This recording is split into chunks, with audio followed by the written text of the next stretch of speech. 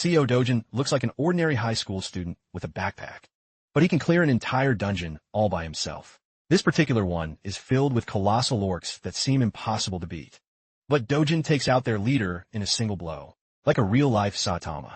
Other orcs try to crush him, but he's way too fast and strong, crushing them like orc-sized cockroaches. From one orc he gets a stone, a rare magic stone that enhances his abilities. Happy with the find, Dojin stashes it in his backpack and gets ready to leave. A group of guys from the guild that owns the dungeon finds him, and they're not happy that he cleared it. They have the advantage in numbers and are confident that is high. Rankers, they can easily beat a student, but they've never been more wrong. As they try to restrain him with cuffs, Dojin shows them a glimpse of his power. Even though they attack him from all sides with shock devices, it's all in vain. Dojin easily defeats them as if they were children. They don't stand a chance, and they still don't understand what this kid is. After dealing with that bunch of trash, Dojin walks out of the dungeon calmly, as if nothing happened. You might be wondering why this kid is so strong. Well, he used to live in another world destroyed by monsters. Monsters far more powerful than these. They invaded the world, driving it to despair. The people fought to their last breath to protect their home. Among those brave souls was the protagonist, Carcelian Luendain, who fought the threat with equal ferocity. Years passed as he battled monsters, piling up lifeless bodies with his single sword, with no fear in his heart. Finally, the day came when he fought Aaron's brother from another mother. That guy was one tough customer.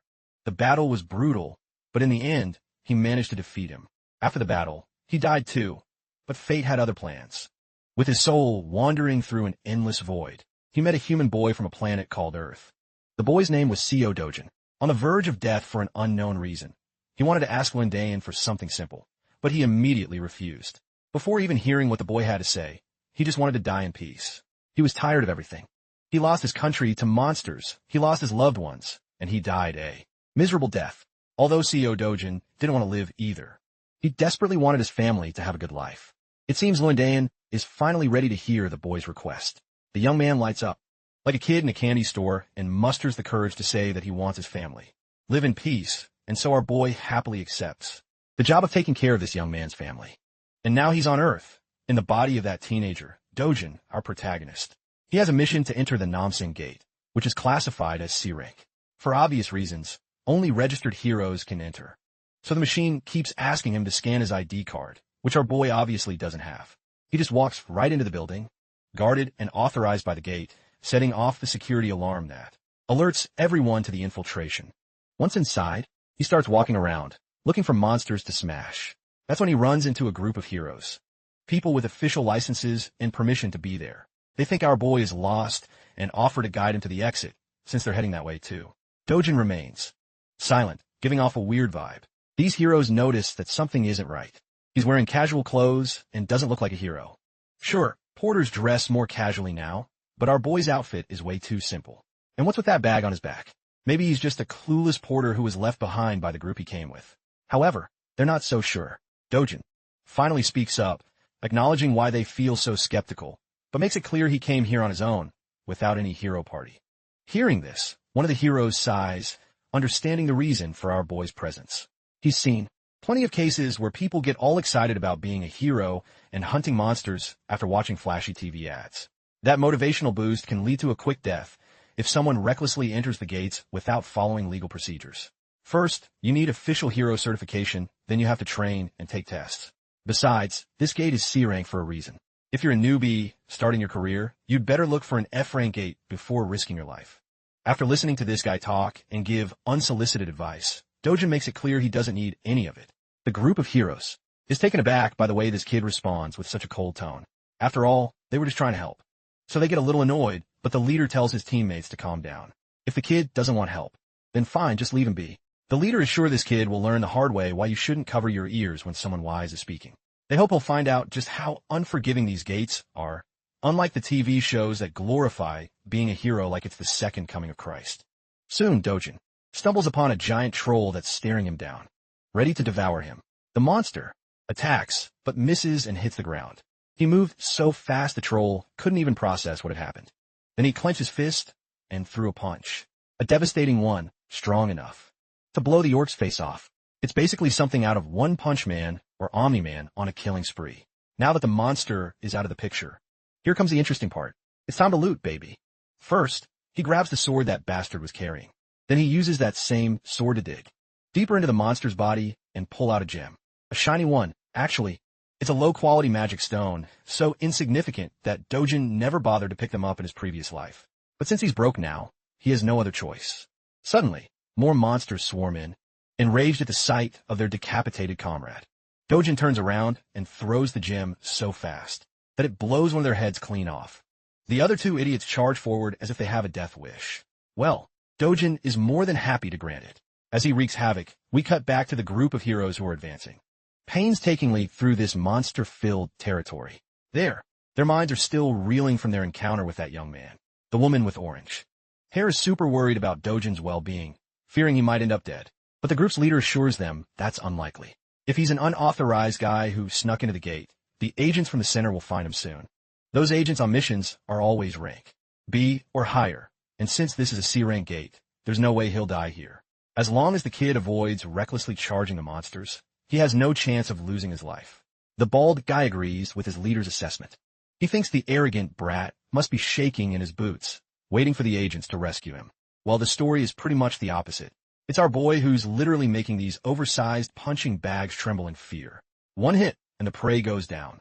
He's so fast, they can't even touch him, let alone crush him with their swords. He emerges behind one of the idiots and lands a kick so hard it shatters his head. With all the morons on the ground, he takes one of their swords and collects the sweet magic stones for himself. After a while, he fills his bag and is ready to leave, although, honestly, he's disappointed with today's haul. It's basically dead weight in his bag. All these low-quality gems, right? Then, one of the agents spots him and calls his partners over before our guy can even turn around. These guys in suits shoot him an intimidating glare first. They tell him they're from the Gate Management Center and ask him to show his hero registration card. If he's not registered, he has to go to the management center with them. Our boy hesitates. This makes the guy in the suit more tense and cold, insisting that he cooperate and follow procedure. The only response they get is a look of annoyance on our guy's face. All this unnecessary drama is ruining his mood. He doesn't have the energy to argue. He just turns to leave. Since words aren't working, the guys in suits threaten him with handcuffs. If he doesn't comply, they might have to use physical force. One of the more impatient ones dares to grab our boy's hand and threatens him with the injuries he'll get if he doesn't cooperate. The worst part is all the blame will fall on him, so it's better to solve things by talking, not with violence. Dojin is already tired of all the talk, so he grabs that guy's hand and warns him to stop, his warning standing like a thorn in their path. It's so chilling it makes the guy in the suit freeze, a shiver running down his spine. The other two pull out their magic batons. They're grade 4, capable of taking down an orc, but they don't have the power enough to even harm our boy. So he twists the bastard's hand hard, making him whine like the crybaby he is. Then, our guy gives a final warning. You better get going now, if you don't want to lose the last shred of dignity you have left. Eventually the suits, bound by duty, are forced to respond with violence. They try their best to hit our guy with the magic batons, but none of them connect. Our boy lands a blow, hard on one bastard back. Then he strikes another one in the gut. After that, he focuses on the guy with glasses, the last one standing. The last guy senses what's coming and tenses up. Dojin vanishes, disappearing into thin air, making the poor bastard panic at the sight of a man just disappearing. Suddenly, a sneak attack to the stomach sends the bastard stumbling back. Dojin staggers in pain. Tired of the nonsense and the agents chasing him, he starts thinking about registering as a hero. The agent assures him that as long as he avoids anything illegal or shady, there won't be agents following him. Dojin asks about something called a rift, a question that leaves the agent totally baffled. A little background on how this world works. There are multiple passages connecting to another world where strange monsters live. These passages are scattered all over the globe, and the gems mined from the monsters are used as new energy sources, making them highly coveted. That's why the government supervises these passages to maintain total control over each one. Every passage controlled by the government and open to heroes is called a gate. The passages that aren't controlled or sealed off are known as rifts. Getting back to our boy, who finds it ridiculously annoying that these suits follow him everywhere, accusing him of trespassing no matter which gate he passes through. The agent says that if a hero who isn't registered enters a gate without permission, the control center is notified and nearby agents are dispatched immediately. Our guy thinks about entering a rift, but the agent clarifies they aren't as accessible as a gate. Entering a rift without permission carries a severe punishment, with no warnings or plea deals. Dojin isn't interested in hearing that, so he grabs a guy by the face and throws him like a bag of trash. At this moment, the agent regrets not calling headquarters. This is way above his pay grade. Before leaving, Dojin takes one last look at the agent lying there, thinking about how weak this guy really is. The weakling seems to have a broken arm and is busy spewing threats, promising to catch our guy and throw him behind bars. The scene shifts to the Gazin Digital Complex in Seoul's Junction District. This large building is now called the Hero Complex. This is where all transactions for magic stones or anything found in the gates are made. Nowadays, this place is more crowded than ever. Dojin goes to a shop that buys and sells magic stones. Upon entering, he's greeted by a young Gen Z kid, busy watching brain-rotting Instagram reels. When Dojin mentions he wants to sell magic stones, the slick shop owner starts talking up his business, assuring him that this branch gives the highest prices to its customers. He even claims they're the best in the country. Dojin finally puts all the low-quality gems, stained with monster blood, on the counter, which makes the shop owner make a disgusted face as if he's been played a dirty trick. He's pretty grossed out by the blood on the stones. Still, he doesn't complain and proceeds with the transaction. They ask Dojin if he'd like some coffee while they process the stones.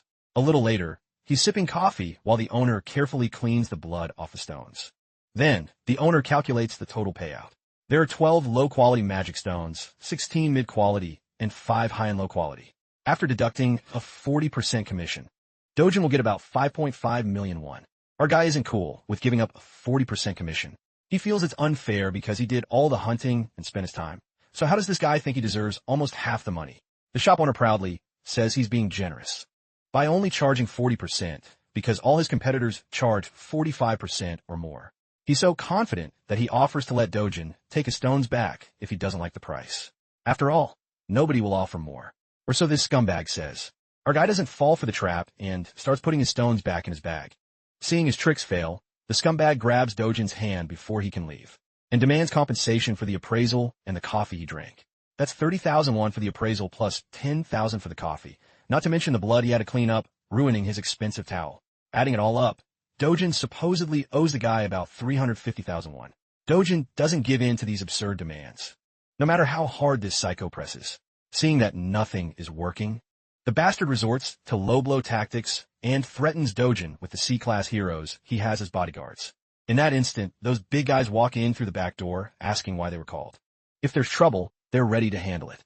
Dojin, in response, shoots a death glare at the bastard, who stares right back with equal intensity.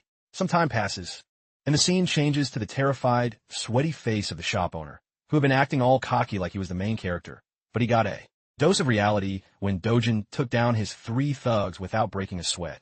Making it clear who the real protagonist is, my man walks up to the counter and negotiates the commission down to 1%.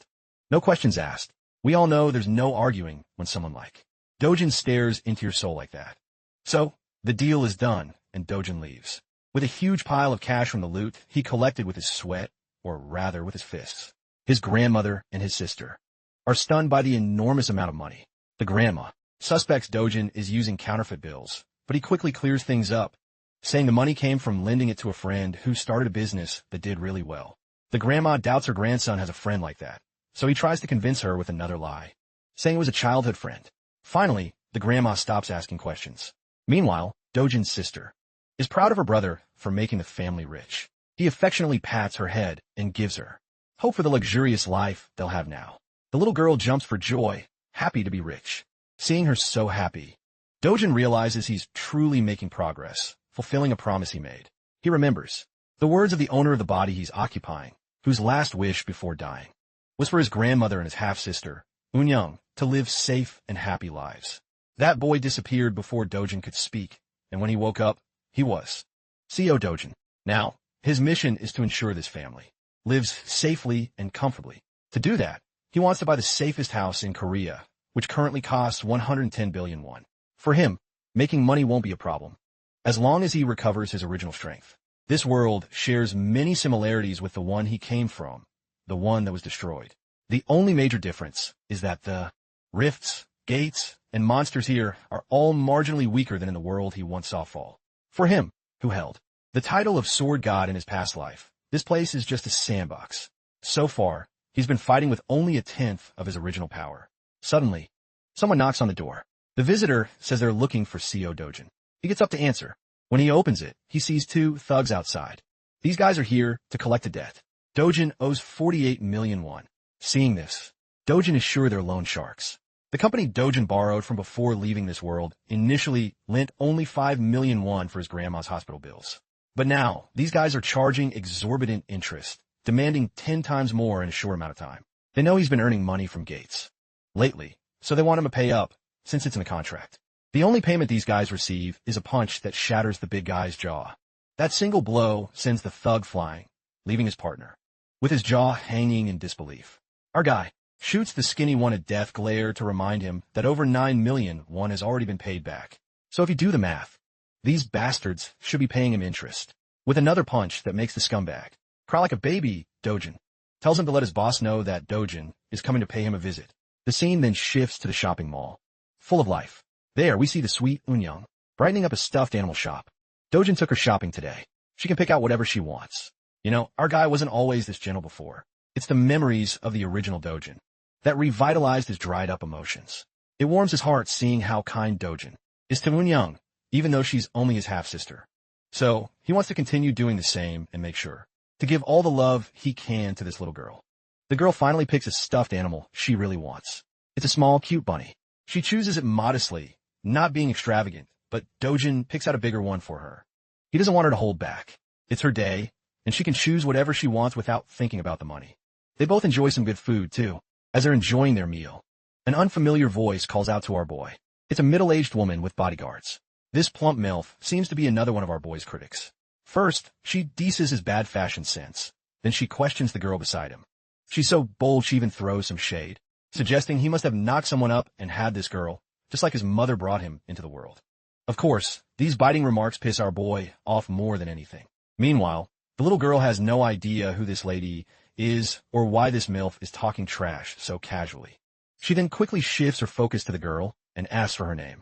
The girl says she's Lee Junyoung, which makes this MILF realize she's Dojin's sister.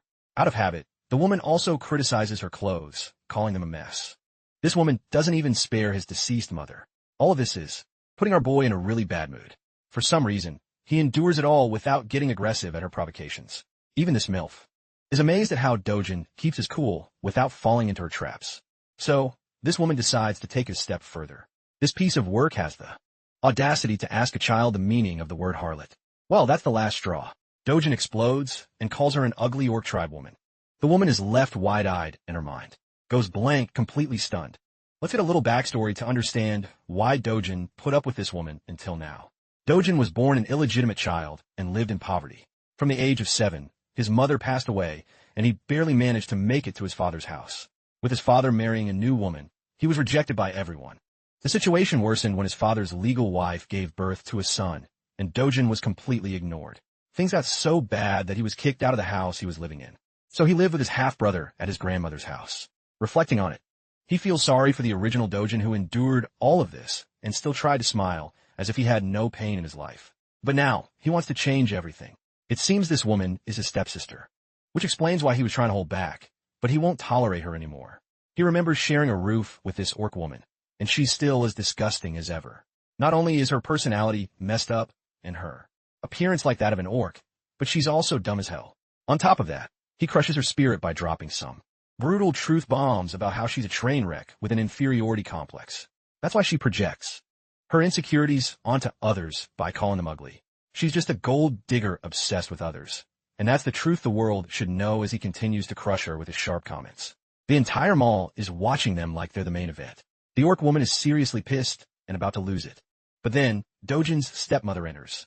Seeing her mother, the orc runs up to her like the whiny brat she is, complaining about how this boy left her speechless.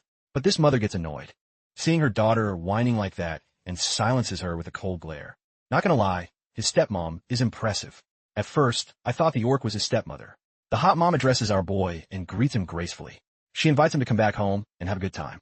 Dojin, however, knows his stepmother's facade is fake. After all, she caused the most misery and turmoil in the 12 years he lived with them.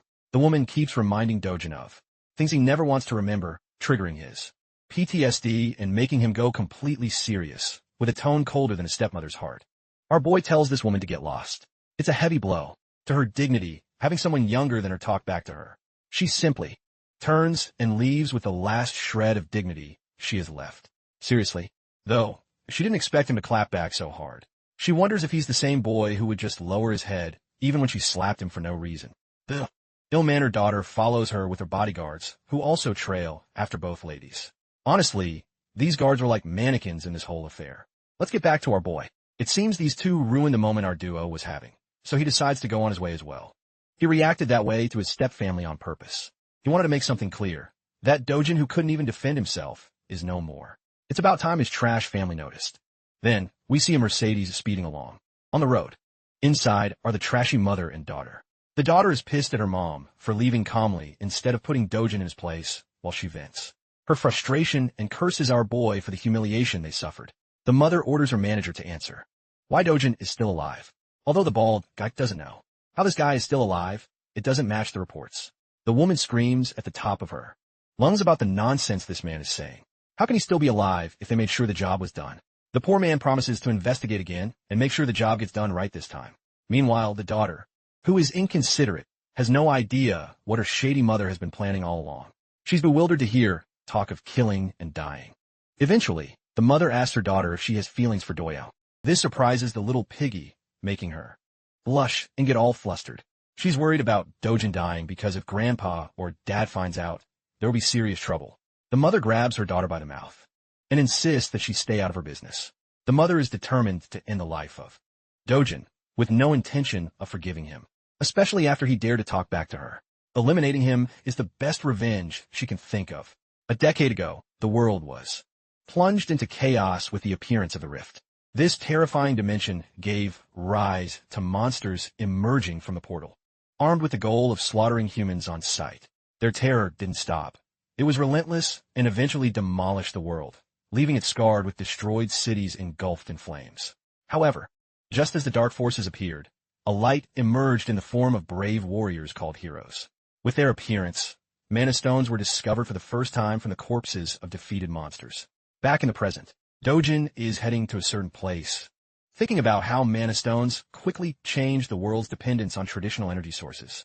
Because of their key role, countries decided to focus on the emerging rifts, claiming priority to extract resources with the current state of the world in motion. All of its industrialization depends completely on the concept of gates and the reliance on heroes. And because of that, the profession that can be classified as a hero reaps great rewards. A high and steady salary can only be achieved by becoming a true hero. Dojin has arrived at his destination, and it's actually the Yongdongpo HCS capital establishment. I know it's a mouthful, but you'll see why he's come here soon. He finds himself entering the building, and at first glance, the boss and his lackeys look like your typical thugs who want to scare people with their ugly faces, but Dojin is quite calm about the situation. The boss puts out his cigarette and points out our boy's audacity in not only beating up his goons, but also showing his face at their doorstep. It really shows that Dojin doesn't give a damn. He slyly tells the organization's owner that it's actually Dojin himself who has found himself at a real loss. That statement is absurd from the boss's point of view, so he seeks clarification on what our boy means. Dojin explains that he has come here to receive his just compensation. After all, he has endured mental, physical, and material losses all this time because of these clowns' existence.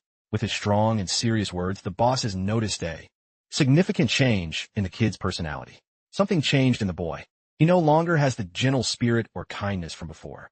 Plus, there's the evidence that this very kid destroyed the henchman he sent to his door. Considering everything, the boss mainly suspects that CO Dojin must have had a unique kind of awakening through his experiences in the gate.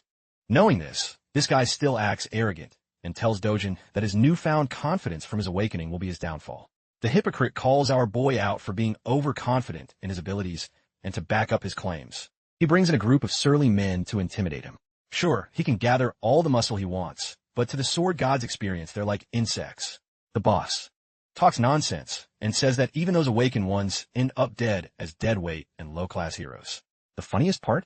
The guy assumes that CO Dojin is nothing more than a D-class hero and that his organization can easily crush someone as weak as him. Meanwhile, Dojin is calm on the sofa in the background while five guys stare him down, looking unamused. He tells the boss to sit back down. The boss is astonished to hear him still speaking in the same tone, while Dojin emphasizes with a straight face that he's not done talking. Hearing him say something like that, one of the guys decides to man up and challenges Dojin. Curiously, our boy cheerfully takes off his glasses, adding to their confusion, and then, well, he throws a Mike Tyson-style punch like a machine gun right to the guy's face. The dude goes flying from the impact while his friends are speechless. But that's not all, because the beatdown is shared among the group as Dojin takes down another one. Keep in mind, while he's beating them up, he's also calmly laying out his arguments, sharing his knowledge about the boss's shady and secret dealings under the facade of a loan business. Dojin aims to take down a redhead and proves his knowledge about the fake ID business he runs. After landing his punch, he tells the model, the boss, looking for a hero identity to register officially and earn money, dodges the last guy's punch. Dojin responds with 3 times the affection, and that's how he made the whole group fall asleep.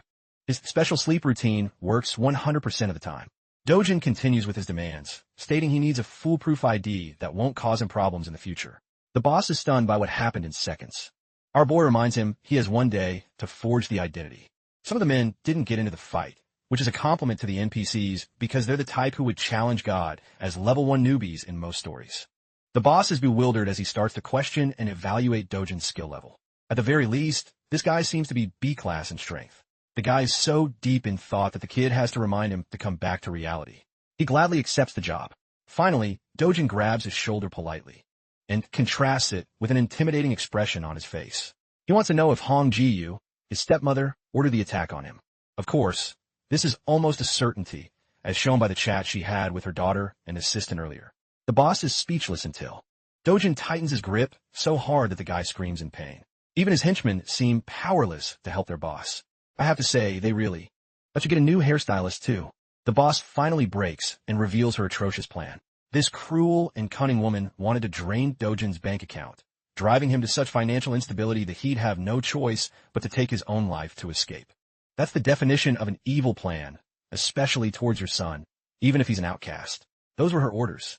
Dojin hears this, and after enough pleading and crying, he releases the man, wondering if that's also one of the reasons he was locked in the gate. The boss turns into a small, an innocent guy who had nothing to do with that incident. He even reveals that they wouldn't get paid for the hit if he died inside the gate. That's perhaps a plausible reason why he couldn't have done something like that, and that already has Dojin thinking. He says the name Kong Chul Wu, which is actually the name of the guy who led him to the gate in the first place. Dojin wants to know every detail about the guy by tomorrow. With his 2 demands made, he takes his leave, politely, completely transforming the atmosphere of the room from when he first arrived. After that, chat, Dojin is left in deep thought. The real CEO, Dojin, only had one goal. He wanted to take care of his little sister and his beloved grandmother, no matter what. On top of everything that's happened, this just adds another layer of misery and shows the kind of life the poor kid had to endure while being helpless.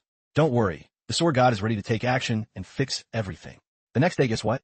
Our boy is now officially registered. He's also gotten a B rank rating, which is convenient, unlike other stories where the protagonist starts at the lowest rank for style. Swiping the card through the machine confirms its legitimacy because it recognizes his identity in the system. However, it warns him that the rank is lower than the dangerous mission he's about to undertake. This is very annoying for our boy, who thinks that maybe he should have pressured the scumbag to give him a higher rank to avoid these problems. Although the system repeatedly warns Dojin not to enter the gate that exceeds his level, he ignores it and goes ahead anyway. Let's talk about the details of the Night Island gate. It's only a B rank gate, but that doesn't mean a hunter of that rank can survive. It's always recommended that heroes be a class higher than the gate's rank to ensure the mission's safety. The dungeon is D rank, which makes it extensive and complicated for solo hunting. But the plus side is that it's shaped like tunnels, which makes it somewhat manageable. Solo hunting won't be as complicated for him this time. Because of the gate scale, it's suggested that an A-rank hero take on the task, but risk and danger aren't in our boy's vocabulary. If anything, the worst that could happen is he'll have to face an entire fleet of monsters in a narrow tunnel with little to no space. Dojin smiles at his first opponent, which is a snake. A giant one with a chaotic purple aura. For many heroes, this would be terrifying, but for him, it's good luck as he adjusts his gauntlets for battle. Oh, and the snake has several friends, and their tongues remind me of a movie about aliens. Anyway, they try to attack, but it's useless. Because our boy is a killing machine. So efficient that he captures and collects the mana stones, as if the monsters never even existed.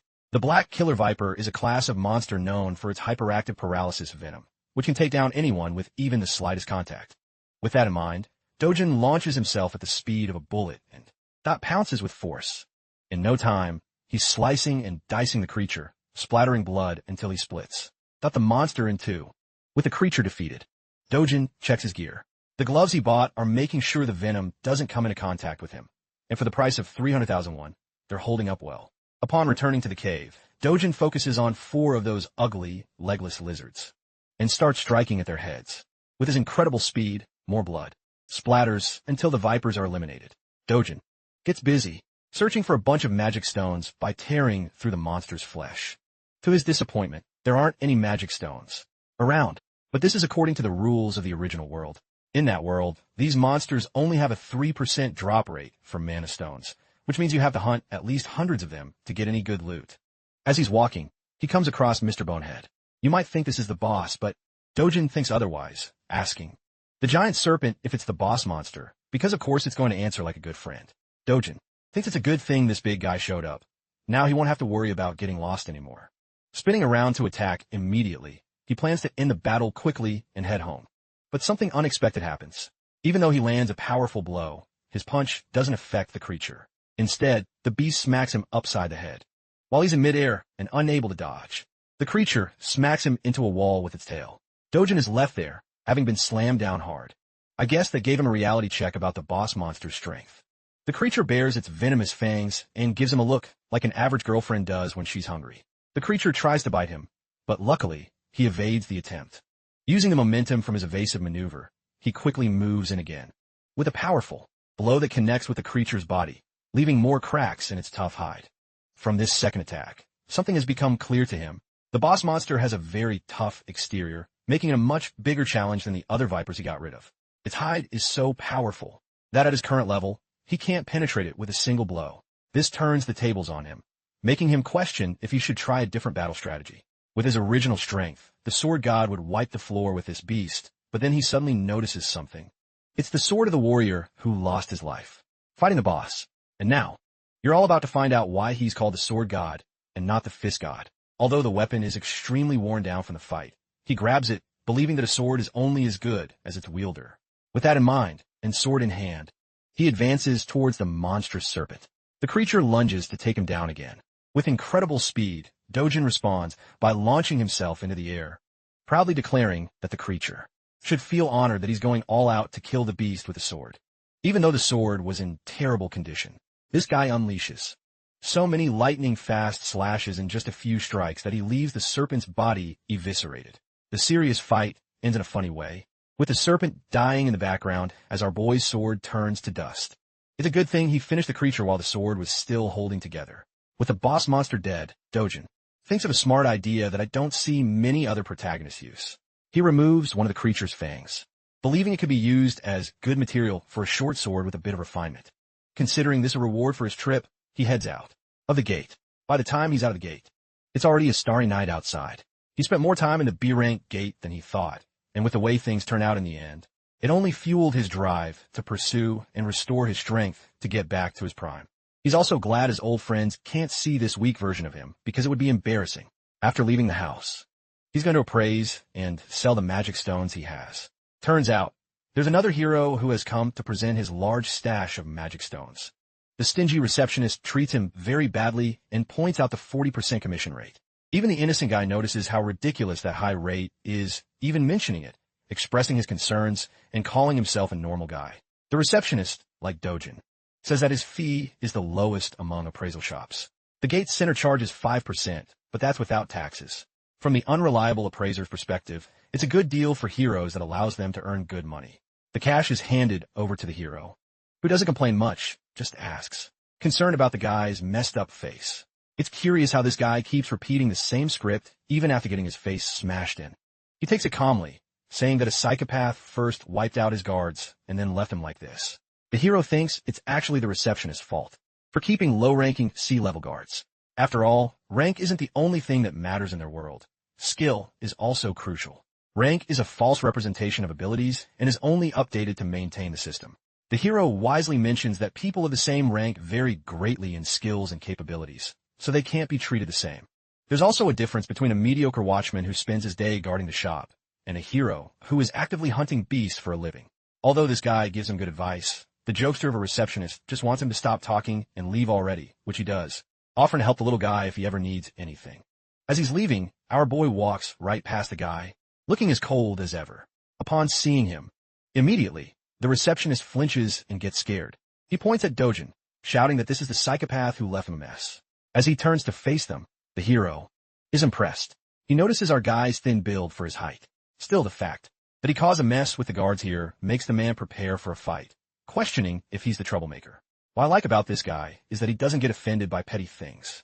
He thinks Dojin is abusing his powers as a hero by bothering civilians in his daily life. Of course, he couldn't be further from the truth since he only knows one side of the story, but it's still interesting to see realistic characters.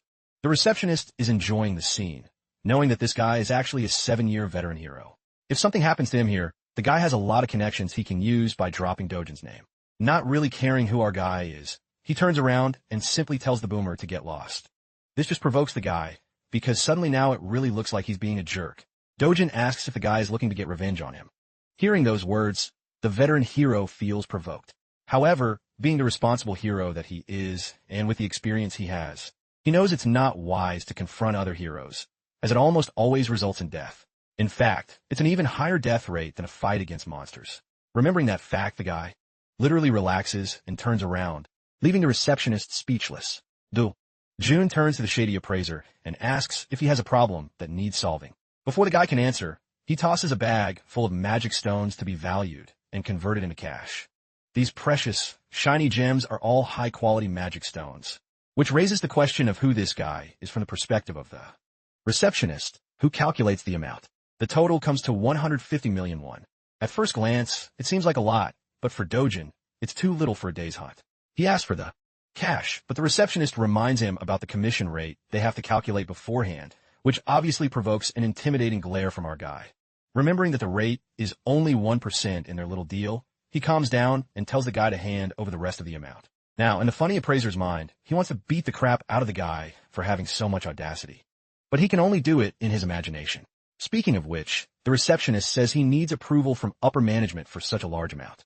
Without wasting any time, Dojin demands he get it right now. The guy calls his boss quickly, whispering the details of his situation. But before they can close a deal smoothly, Dojin snatches the phone and tells the boss to hurry up with the payment. The boss agrees, but only asks for the phone to be returned to the employee. Dojin gladly gives it back, but accidentally, or rather, intentionally, smashes it against the wall. The employee trembles, seeing his broken device, while Dojin tells him to get the money ready quickly now that everything is clear. That's how the receptionist prepared that model. Many bags full of money for the transaction. In the end, the guy is left devastated for being forced like that. You might feel sorry for him, but remember, he's still scamming nearly half of what heroes earn after risking their lives. He's shameless. 10 minutes passed, and the boss quickly showed up at his shop, furious because his employee wasn't answering the phone. The funny part is, the receptionist throws in the towel and accepts an immediate resignation. The boss sees the guy's phone smashed against the wall, understanding what happened from the sight of it. He calls Hyun Ju-yeon, asking her to come right away. Hyun Ju-yeon is a famous young woman with beautiful purple-pink hair. She's so recognizable that people chant her name, Hyun Ju-yeon, and treat her like a celebrity. Not to mention, she looks incredible in that outfit. She arrives at the shop and leaves. The receptionist stunned by her presence, greeting him kindly with a smile. There's a big reason everyone's making such a fuss over her. She's the country's 4th S-rank hero. In the lineup, nothing short of amazing. People say she's the boss's niece, but that makes him wonder what she's doing here. Ju-yeon confirms she was called by her uncle to deal with a reckless hero. Intrigued by the situation, the S-rank hero sits down, ready to listen. In the next scene, our guy, with his muscular body, meditates under the sun. It's true he's been hunting all day, but the rewards weren't amazing. With how things are going, he's worried about the future. First, he needs to reach a level where he can clear S-rank gates alone. That means he has to train to regain his original strength. You heard that right, guys? It's time for the training arc. Dojin's biggest challenge in this life is that, unlike the previous world, the mana density here is low. That means even if he tries his best to gather mana at his current rate, it'll take him at least 3 years to get close to his original strength. Even longer if things get complicated. On the bright side, he could look for better gear for battle, but the problem is even the most basic equipment costs hundreds of millions, so it would be a waste of money. Suddenly, a chill runs down his spine as he senses a dangerous presence. Locking his eyes on Yoon-young, He quickly grabs the little girl and demands that everyone get inside. Once back inside, he locks the room as his grandmother anxiously asks what's wrong. The whole structure shakes with a loud bang, making his grandmother flinch and ask in terror if there's an earthquake. Little Yoon Young is panicking, but only our guy knows the truth. It's not just an earthquake, it's something else. Dujin senses the sharp and violent energy from a rift that has just opened in his world. And it turns out, it has manifested right above his house. In a hurry to solve the problem, he tells his loved ones to stay inside since it's dangerous outside. At full speed, he enters the rift, hearing the screams of his grandmother and sister calling out to him. The scene shifts to the Seoul Hero Association, where its members go on alert due to the sudden appearance of a rift over Mapo. It appeared after 63 days since the last emergency. Realizing that the White Line Guild is the closest to Mapo, the manager wants his staff to contact the guild immediately and alert nearby heroes to join in and control the situation. Upon closer inspection of the rift's exact location, he discovers it appeared over a residential house. This is a complicated situation even for them, because if a civilian happens to enter the rift, it's practically guaranteed they'll disappear. Not to mention, the rift won't let anyone else in afterward. And if the person inside dies, it will send out a wave of destructive monsters in 10 days, causing chaos and destruction for those living in the region. The monster wave would be so uncontrollable that Seoul's safety would be in total jeopardy. The manager is curious about the person who interacted with and entered the rift. It turns out they know CEO Dujin has taken action, as he's the resident of the house. According to his grandmother, he entered the rift to protect his family. With this information, they think he's not a hero, which complicates things, because the chances of a regular civilian making it back from the abyss are practically zero. This leaves the staff feeling desperate and helpless, since there's nothing they can do. In the next scene, we see Dojin's stepmother, who is furious when she hears the news of his reawakening. She just can't believe it. Her assistant informs her that even though he's not officially registered with the Hero Association, they've come to verify that he is now an awakened being after his recent experience in the gate. This frustrates her because Kang Cheol-woo was supposed to finish the job, but he only made their target stronger. Furious, she slams her fist on the table, wondering why they couldn't just kill the guy themselves.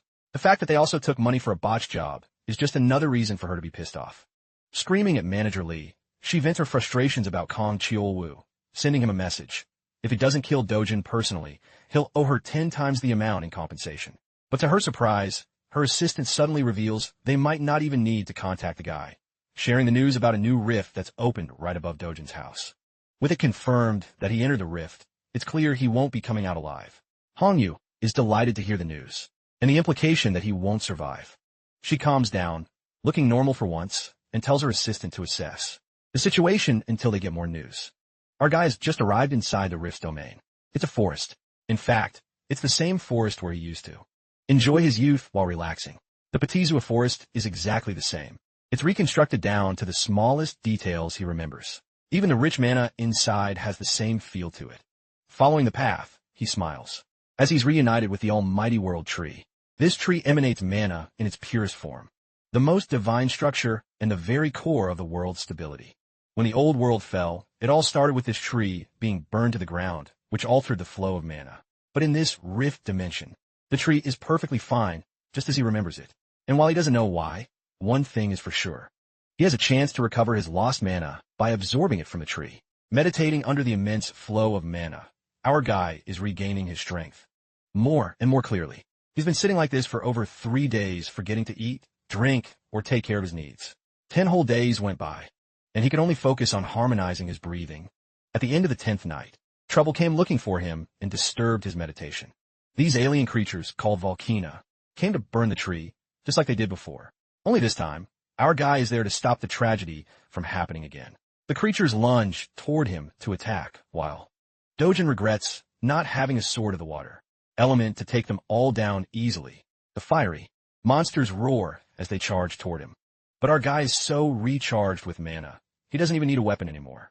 He is the weapon, and these hands are a match for anyone. Reaching his hand out toward the monsters, he exerts so much authority with his mana alone that he knocks one of them down. The second creature is stunned by his skill. Let's break down what just happened. What he did is called mana release, and it's not telekinesis. It's an explosive attack that uses pure mana as a concussive blast. It's been a while since he used this skill, considering he's been running on empty this whole time. The Volcana creatures aren't done yet. They counterattack, firing blasts from their mouths. In response, the pulsating laser beams shoot quickly toward our guy, who's looking calmer than ever. His hand alone is enough to protect him from any harm as he advances on the creatures. While enveloped in a flurry of mana, he declares that he has protected the world tree and is now ready to have some fun and enjoy the fruits of his training. The damn uglies try another energy blast attack, but our boy quickly snatches two of them and clamps their mouths shut. This causes their own ability to charge up and explode from within, leaving behind a flaming, headless corpse. The creature's corpses wither away, dropping two valuable magic stones for him to collect. But that's just a couple down. Dojin is having the time of his life, excited to unlock something called the Eternal Flame after beating these guys. He joyfully carves a path through the monsters, striking them down with a smile, thrilled to finally loot a nice haul of mana stones from them. The slaughter continues until he's wiped them all out. Dojin has hit the jackpot with the stones they're dropping. Among them, he also finds a coin or seed that glows gold. This is the so-called Eternal Flame, and he takes it in his hand. With this, he regains more control over his power by crushing the fragment and releasing its flames. The way he plays with the ember reminds me of Sukuna from Jujutsu Kaisen. In any normal situation, the ideal strategy would be to keep gathering mana from the world tree. However, his body has reached its physical limit for mana absorption. The other way is to absorb the ember directly, completely altering the state of his mana and transforming it into fire mana. And he does just that as his body generates a surge of fire energy. Now, unfortunately, in his previous life, he saw no need for this and didn't care about the Eternal Flame. Now, however, he must completely absorb the embers. It takes him about 10 minutes to finish one, and luckily, he has plenty collected for himself, so his goal is to absorb as many as he can. The appearance of the rift has sparked public interest. Reporters are gathered around our guy's house while agents and association staff secure the area. Bang Se-Ong-ho is pissed off about the arrogance of some guy who entered the rift prematurely. I should point out, he looks like a carbon copy of Young-ho from Solo Leveling, but with a neater haircut, I guess. We also have our protagonist, but with blue hair.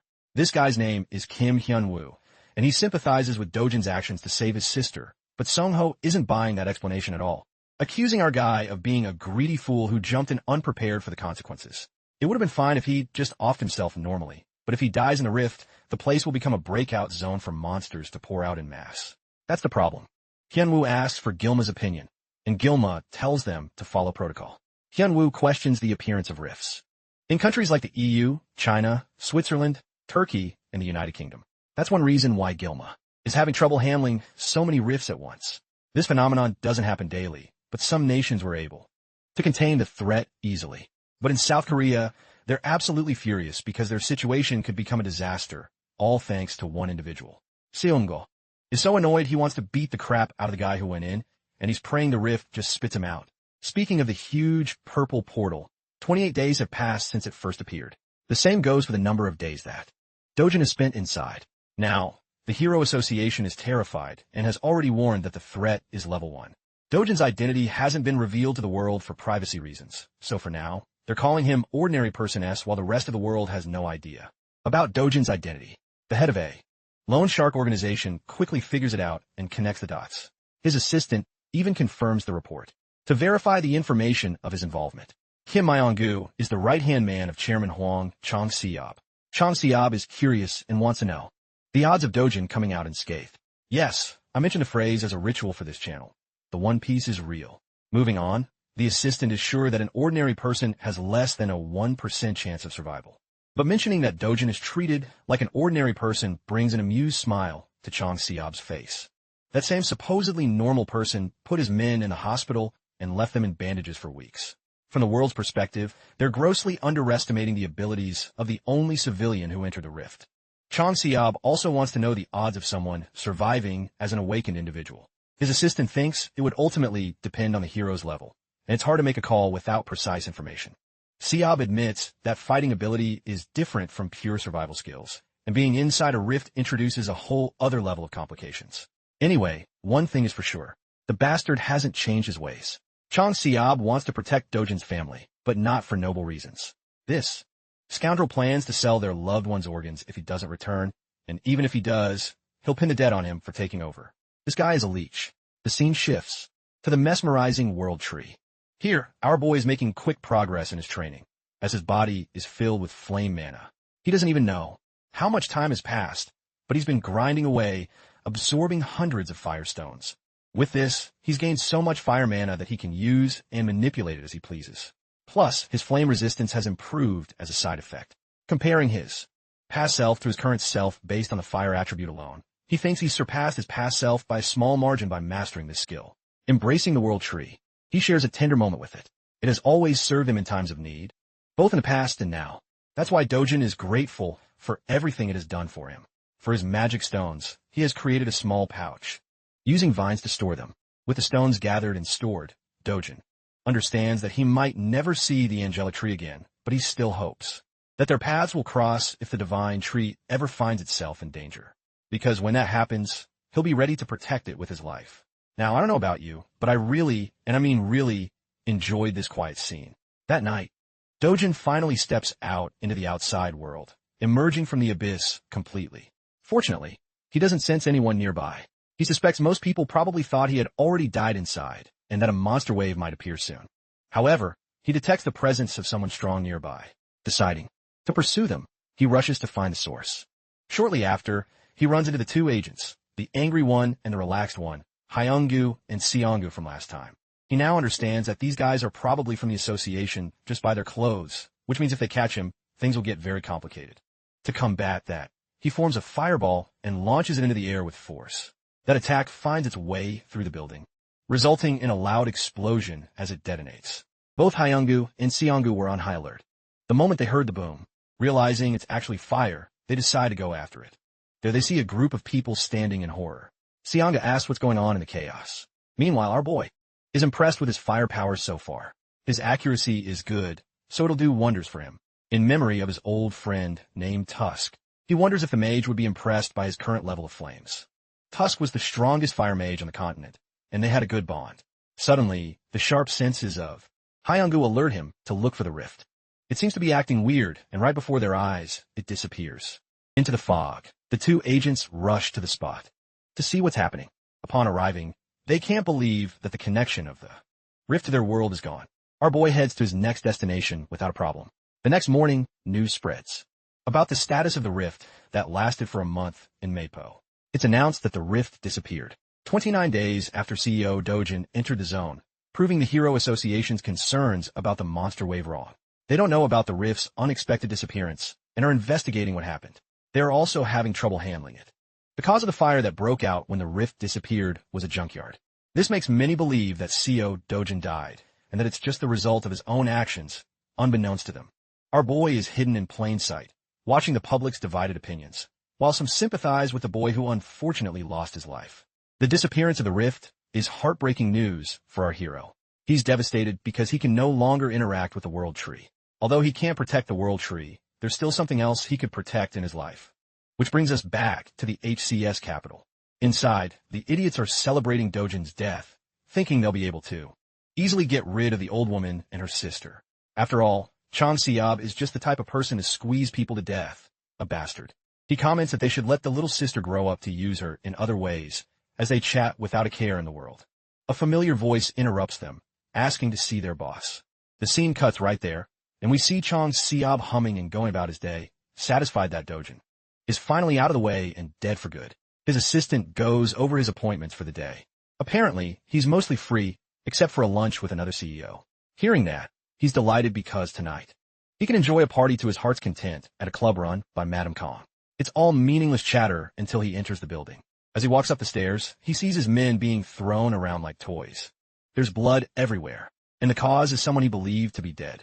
Our boy throws him to the ground and tells the filthy Chang Seob to crawl back like a dog.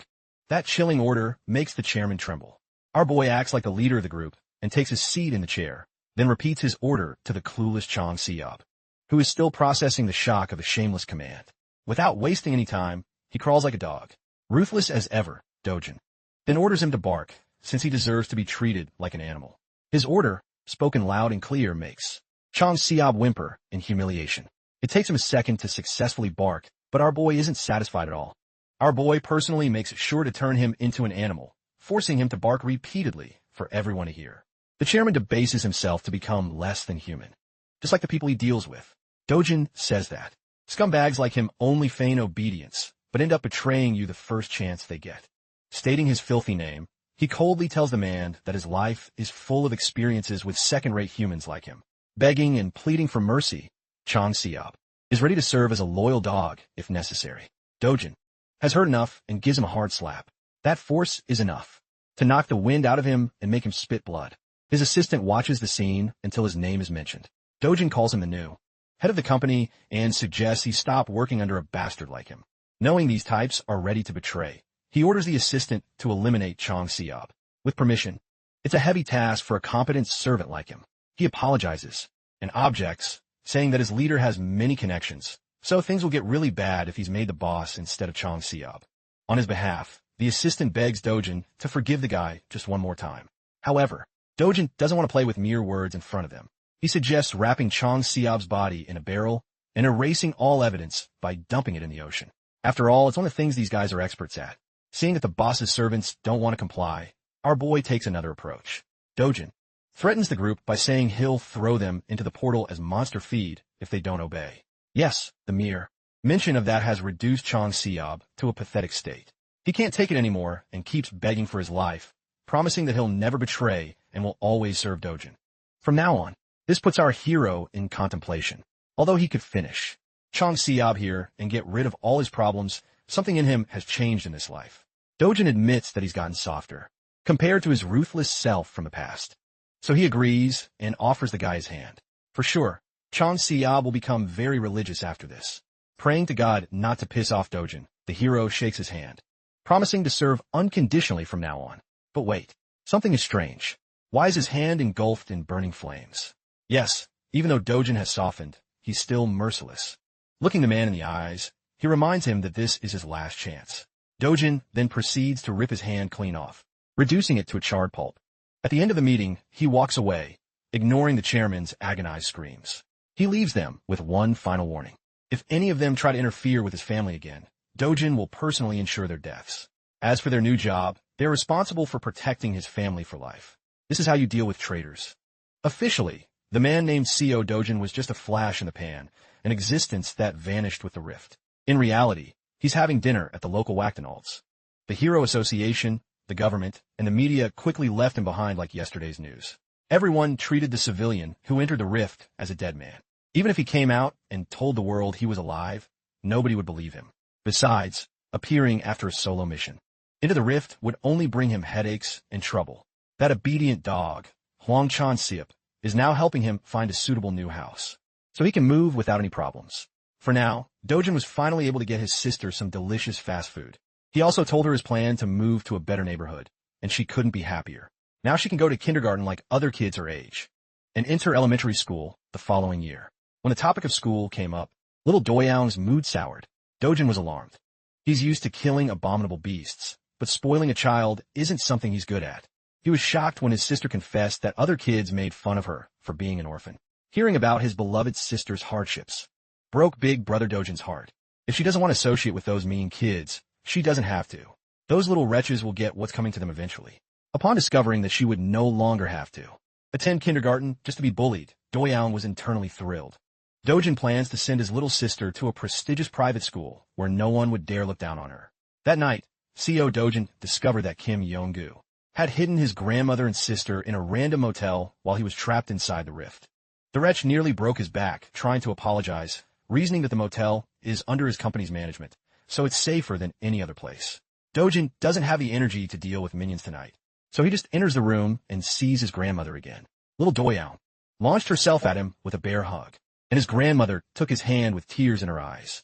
She's happy to see her grandson return alive.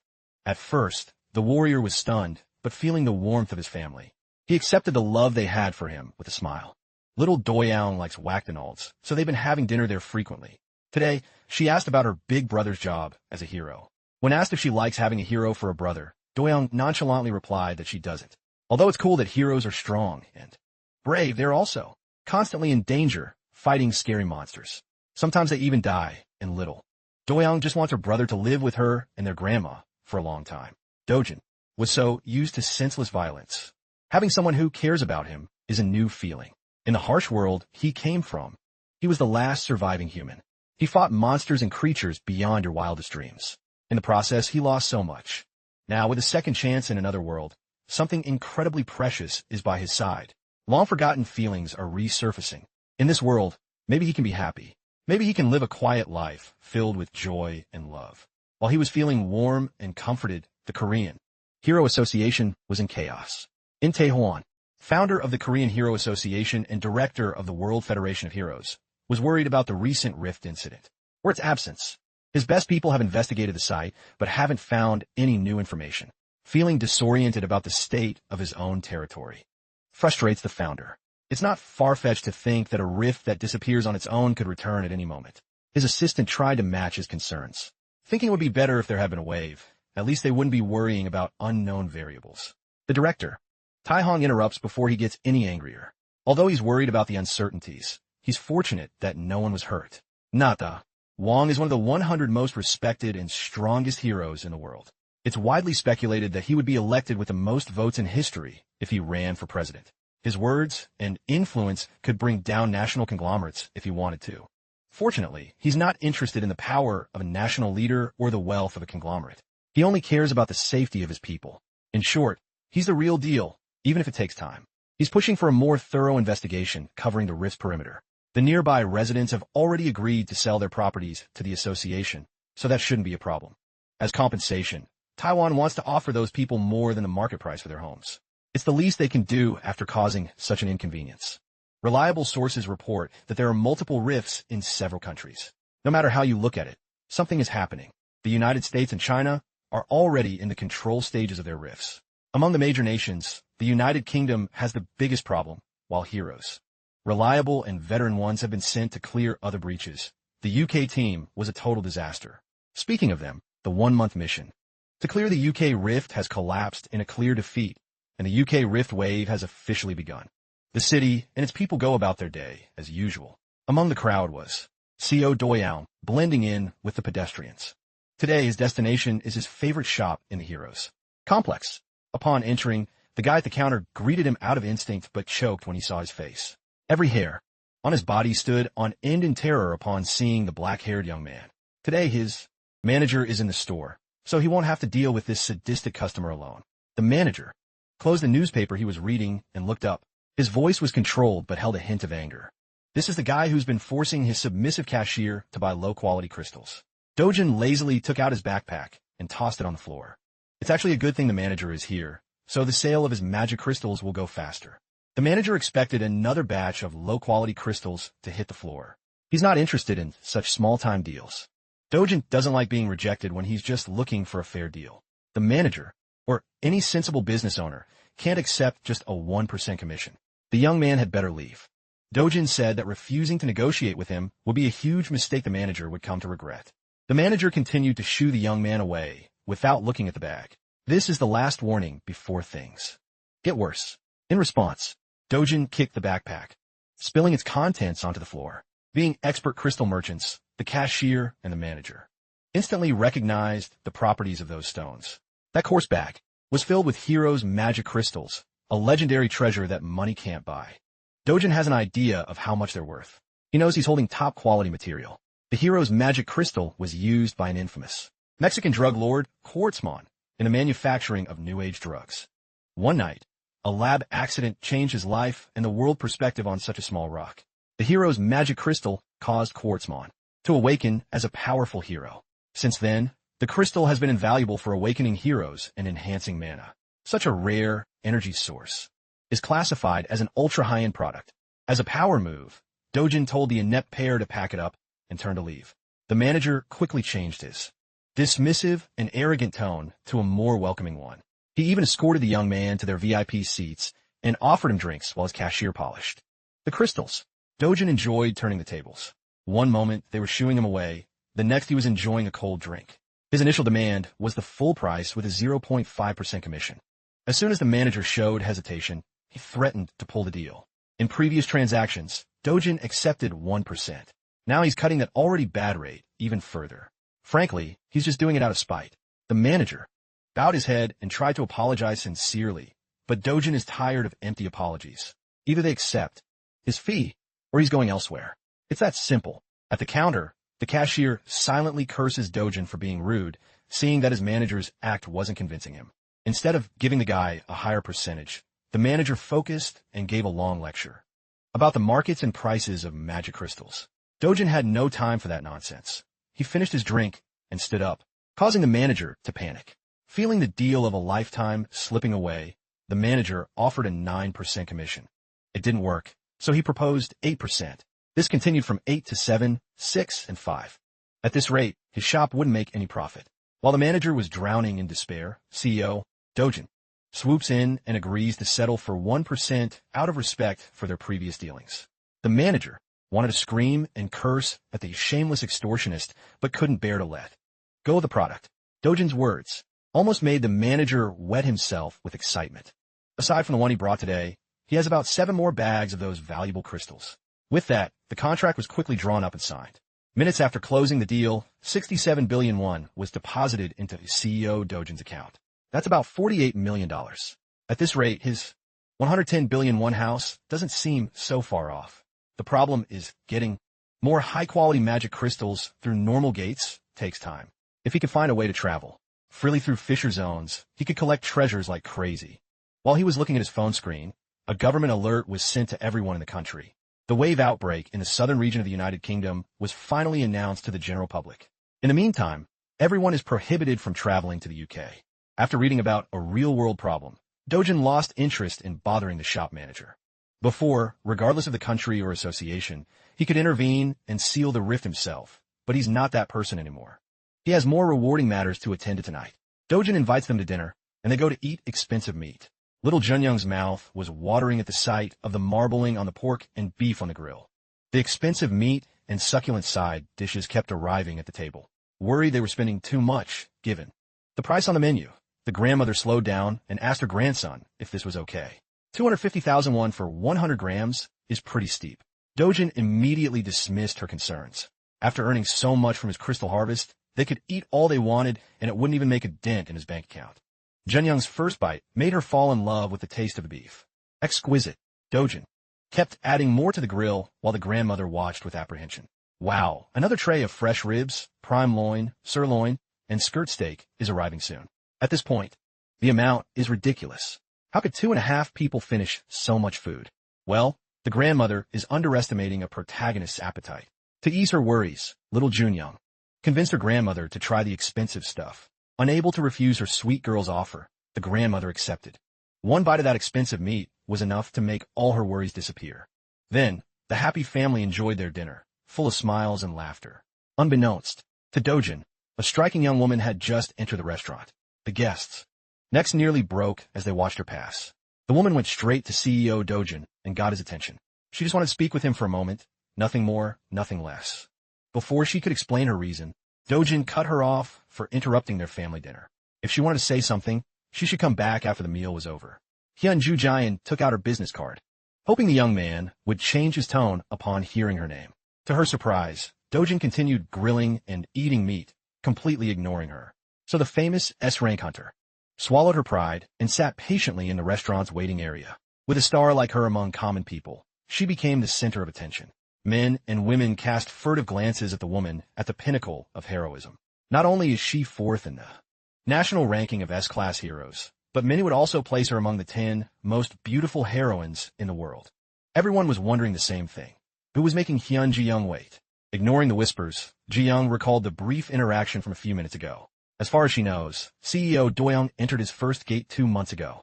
He came out alive, and now they suspect he's awakened. Many thought he had died in the Mapo Rift incident. But here he is, alive and eating with his family. Despite the confusing details, a single glance from the young man made the S-rank Yi nervous. A newly awakened kid can't become an S-rank in just 2 months, right? Even the oil tycoon, Kathmer, who invested his fortune in magic stones, took 5 months to reach the top. Thinking about what she felt, Ji-young believed Dojin must have some unknown special ability. Finally, Dojin thought his grandmother and little Eun-young were full, satisfied, and in high spirits. Near the exit, Ji-young approached to speak with a mysterious young man. Before she could say anything, another group entered the restaurant with an air of superiority. Dojin's eyes turned sharper upon seeing the man. This suspect didn't expect to see CEO Dejun alive after his little trip into one of the deadly gates. The lunatic Kang Chio-wu was actually got quite amused by Dajun's cockroach-like resilience. Even Yuyan seemed to recognize the troublemaker with a single glance. In the middle of the restaurant, tensions rose as silence filled the air. Dojin decided to ignore the bastard's insults and called out to Yuyan. Chol Wu was shocked to see an S-rank hero talking to the cockroach. Dojin asked her to look after his family for a bit. She just needed to call a taxi. For them to leave and go home. It would be better if they were far away while he settles an old score with a half-breed. Hyun Ji-young is a reasonable young woman. She did as Dojin asked and assured the grandmother and the little girl that everything would be fine. She waved goodbye, but her concern was clear. Yuyan stood there awkwardly as the taxi drove away. They had barely left the restaurant when a loud slapping sound was heard inside. With his loved ones out of the picture, Dojin finally dropped the act and slapped someone. He moved so fast that Chol Wu didn't even see it coming. He just felt the sting on his cheek. Embarrassed by the attack, Chol Wu gritted his teeth and lunged to counterattack. A waiter tried to stop the fight, afraid they might destroy the restaurant if the conflict escalated. His reasonable request was met with unreasonable violence. Fortunately, he wasn't too badly hurt. Seo Dejun calmly told everyone to get out and clear the room for their own safety. Chol Wu is easily angered. He's all brawn and no brains, unable to even think of a good comeback. That's why he got another fist to the face. He was taken by surprise, feeling a knuckle connect with his head. Kong Chol Wu is the bastard who trapped the original Seo Dejun in a gate, leaving him for dead.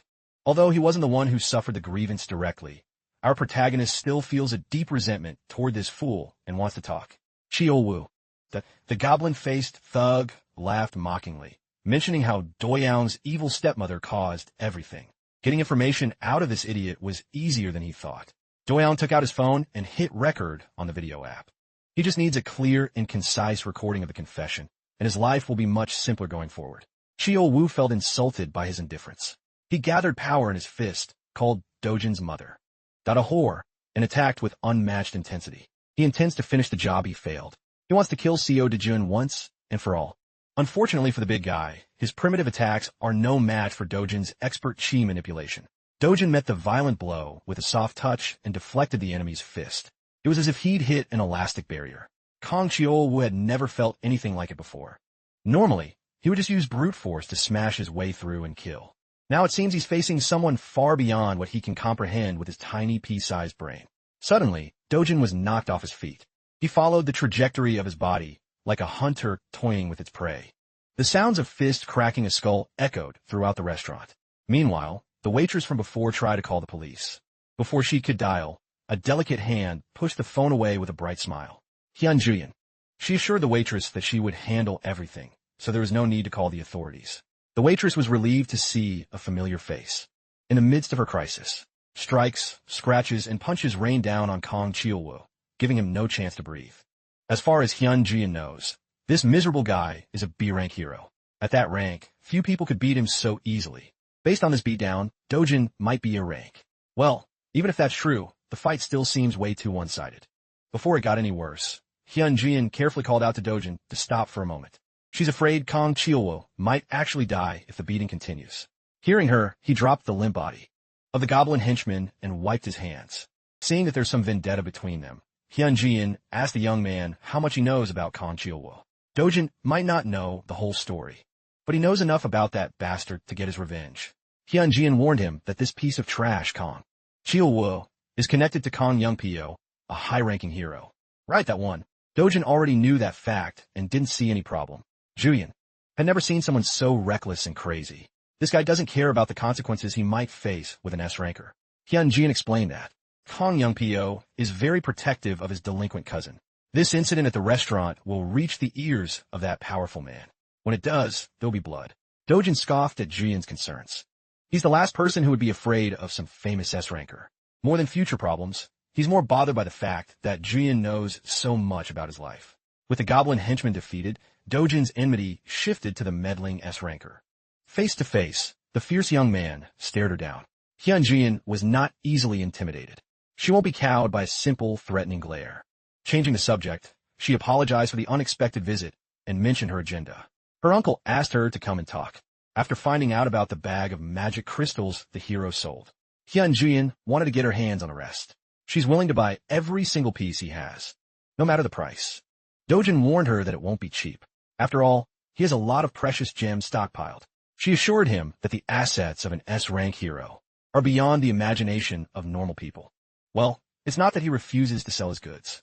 He just has one condition before making the transaction. It's really no big deal, a small favor. At least for someone as famous as Hyun Juyeon, that is. Elsewhere in the city, the sound of expensive liquor bottles shattering on the floor can be heard. Dojin's stepmother is losing her cool after learning new information about her stepson, who was believed to be dead. Her people were sure the boy had died in the rift. Now she's getting news about how Dojin survived like a resilient cockroach. Press F for the bald guy here. Having a boss like that is no fun. You can't blame him for the misinformation. Even the Hero Association marked Dojin as dead. The evil stepmother doesn't want to hear excuses.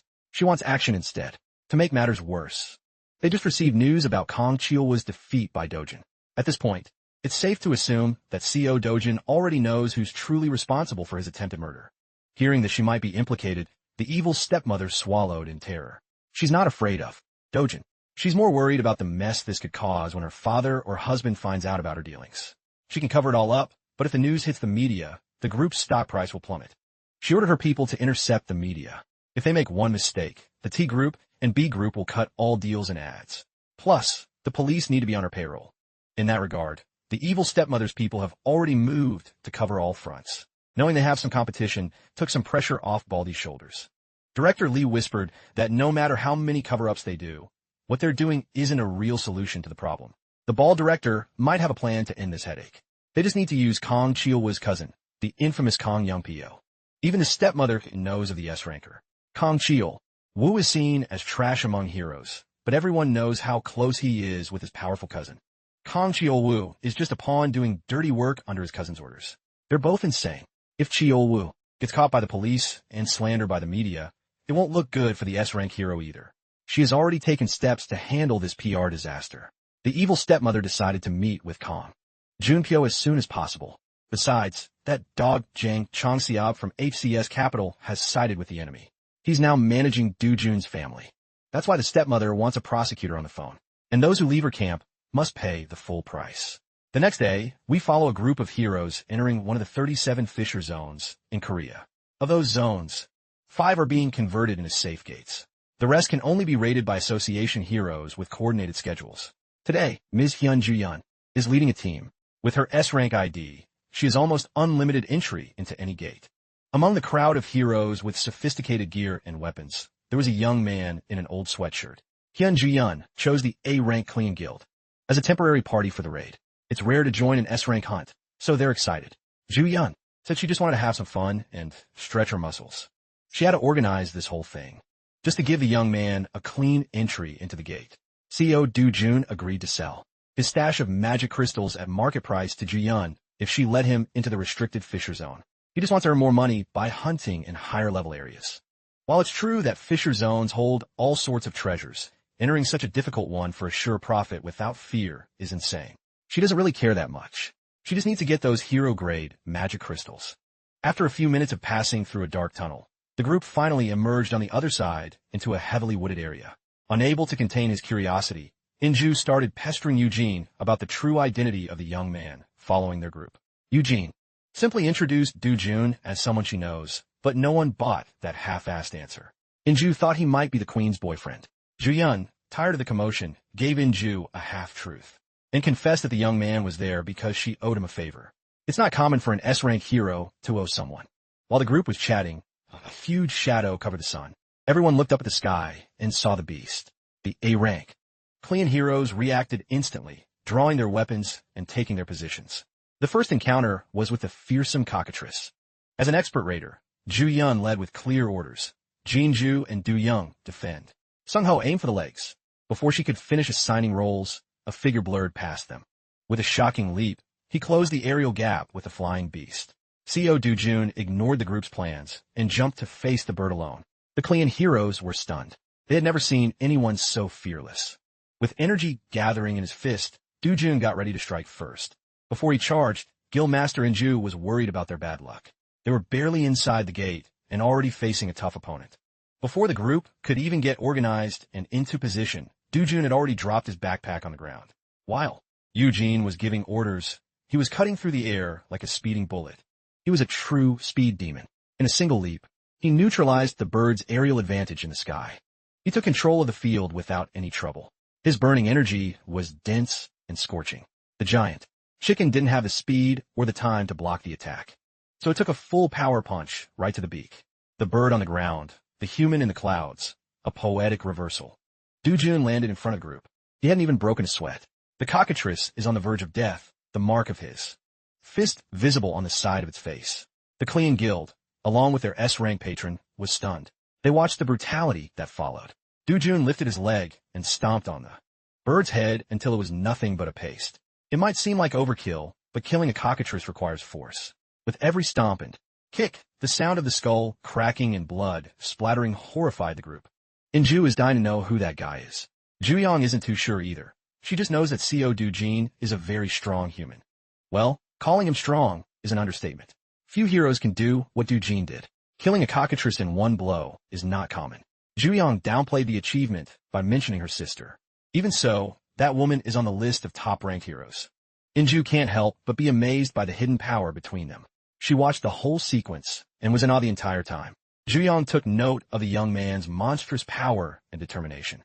Her curiosity growing, she turned towards Inju with a sudden change of plans. For now, she wants to go to the center with Dujin, leaving the rest of the group on the outskirts.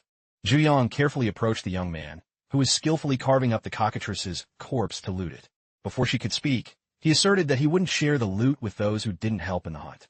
Fortunately, Juyong isn't after a few magic crystals. She approached him to suggest going deeper into the gate, to a more challenging place fitting for their skills. He smiled and accepted the invitation to hunt and loot more. Juyong knows the layout of this gate well, so she'll lead. Dujin just has to follow her closely, so he doesn't get lost. Suddenly, she shot off into the distance. Her speed created a sonic boom. Dujin calmly watched as she disappeared over the horizon. Then, he slung his backpack on and prepared to run, gathering energy in his muscles. With a single, instantaneous step, he caused an explosion that almost sent the Chong Guild heroes flying. Inju thought that if Juyong is a bullet, then that man moves like light itself. Left behind by the two powerhouses, the heroes turned to their guild leader for a new plan. Clearly, trying to follow those two today is impossible. They have to accept that they're just support, small fry. Nevertheless, this is still a decent gate. With plenty of monsters to hunt in the surrounding area. Outside, people praise them as powerful A-rank heroes, but in front of a true S-rank. They're not even worth mentioning. Juyong and that man are way above the entire strength of the Chong Guild. Speaking of those two, their race through the forest is moving fast as they maintain high speeds. Effortlessly, Juyong kept checking her flank, looking for any sign of Dujin. Seeing no sign of the guy, she started to relax, thinking she might have overdone it with the initial sprint. Just as she was thinking about slowing down, Dujin suddenly appeared right beside her, asking if they could go a little faster. Juyong's concentration broke, and she almost tripped. She'd never experienced anything like this before. Someone can actually keep up with her in a race.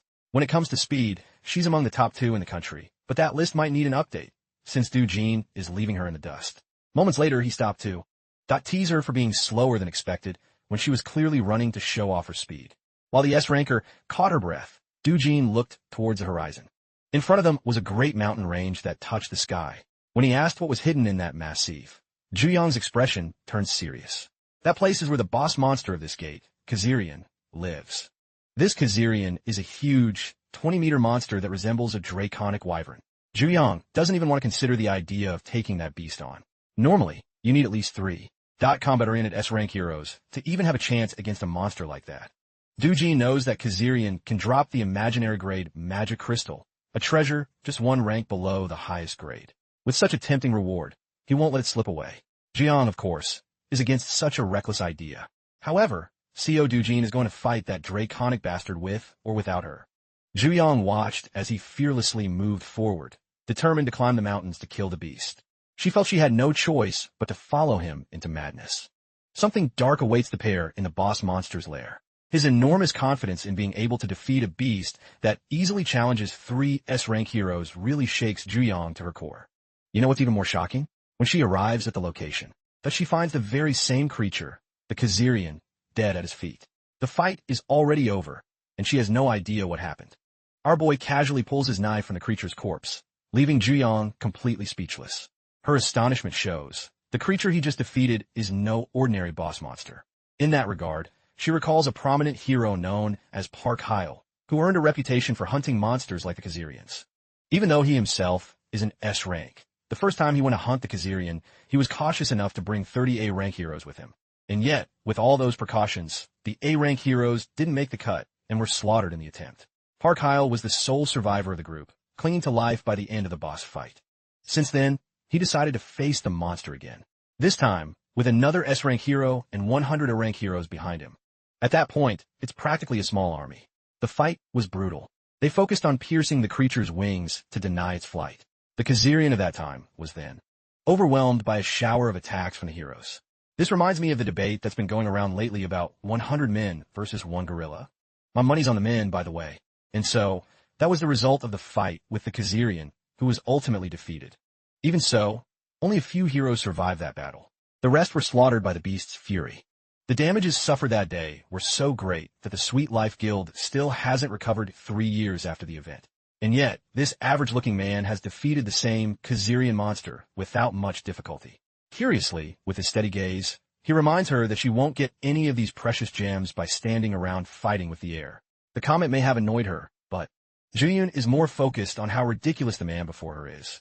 If she hadn't been there to witness the battle, she would never believe such an outcome. The same terrifying Kazarian was taken down and obliterated in a single blow by one man. As for Dojin, our boy has successfully harvested the impressive magic stone from the creature's body. He looks at it and tells her he no longer cares about having an escort to guide him from now on. He's fine on his own.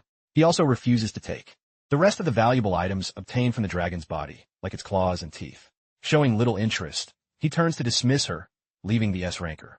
Stunned, he prefers to focus his energy on collecting monster crystals.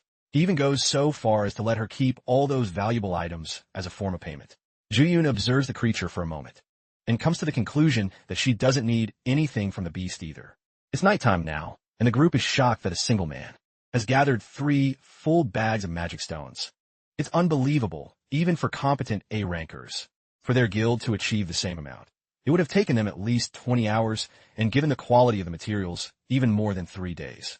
The question of the man's identity arises, and everyone is looking at Juyun, who brought him here in the first place, yet she seems just as confused as they are. According to Juyun, the A-rank guild master doesn't understand how Dojin beat the Kazarian without proper equipment. With this achievement alone, he's at the pinnacle of heroes in Korea, unmatched in power. They just said our boy is built different. Even the A-ranker believes he might be the strongest in the world at his level. She's surprised when, speaking of the guy, attired, Dojin returns with more bags.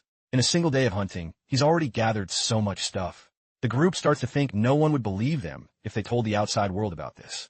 Dojin's divine power is the definition of insane. Speaking of which, they've been explicitly told not to say a word of what happened here today to the outside world, something they have to accept.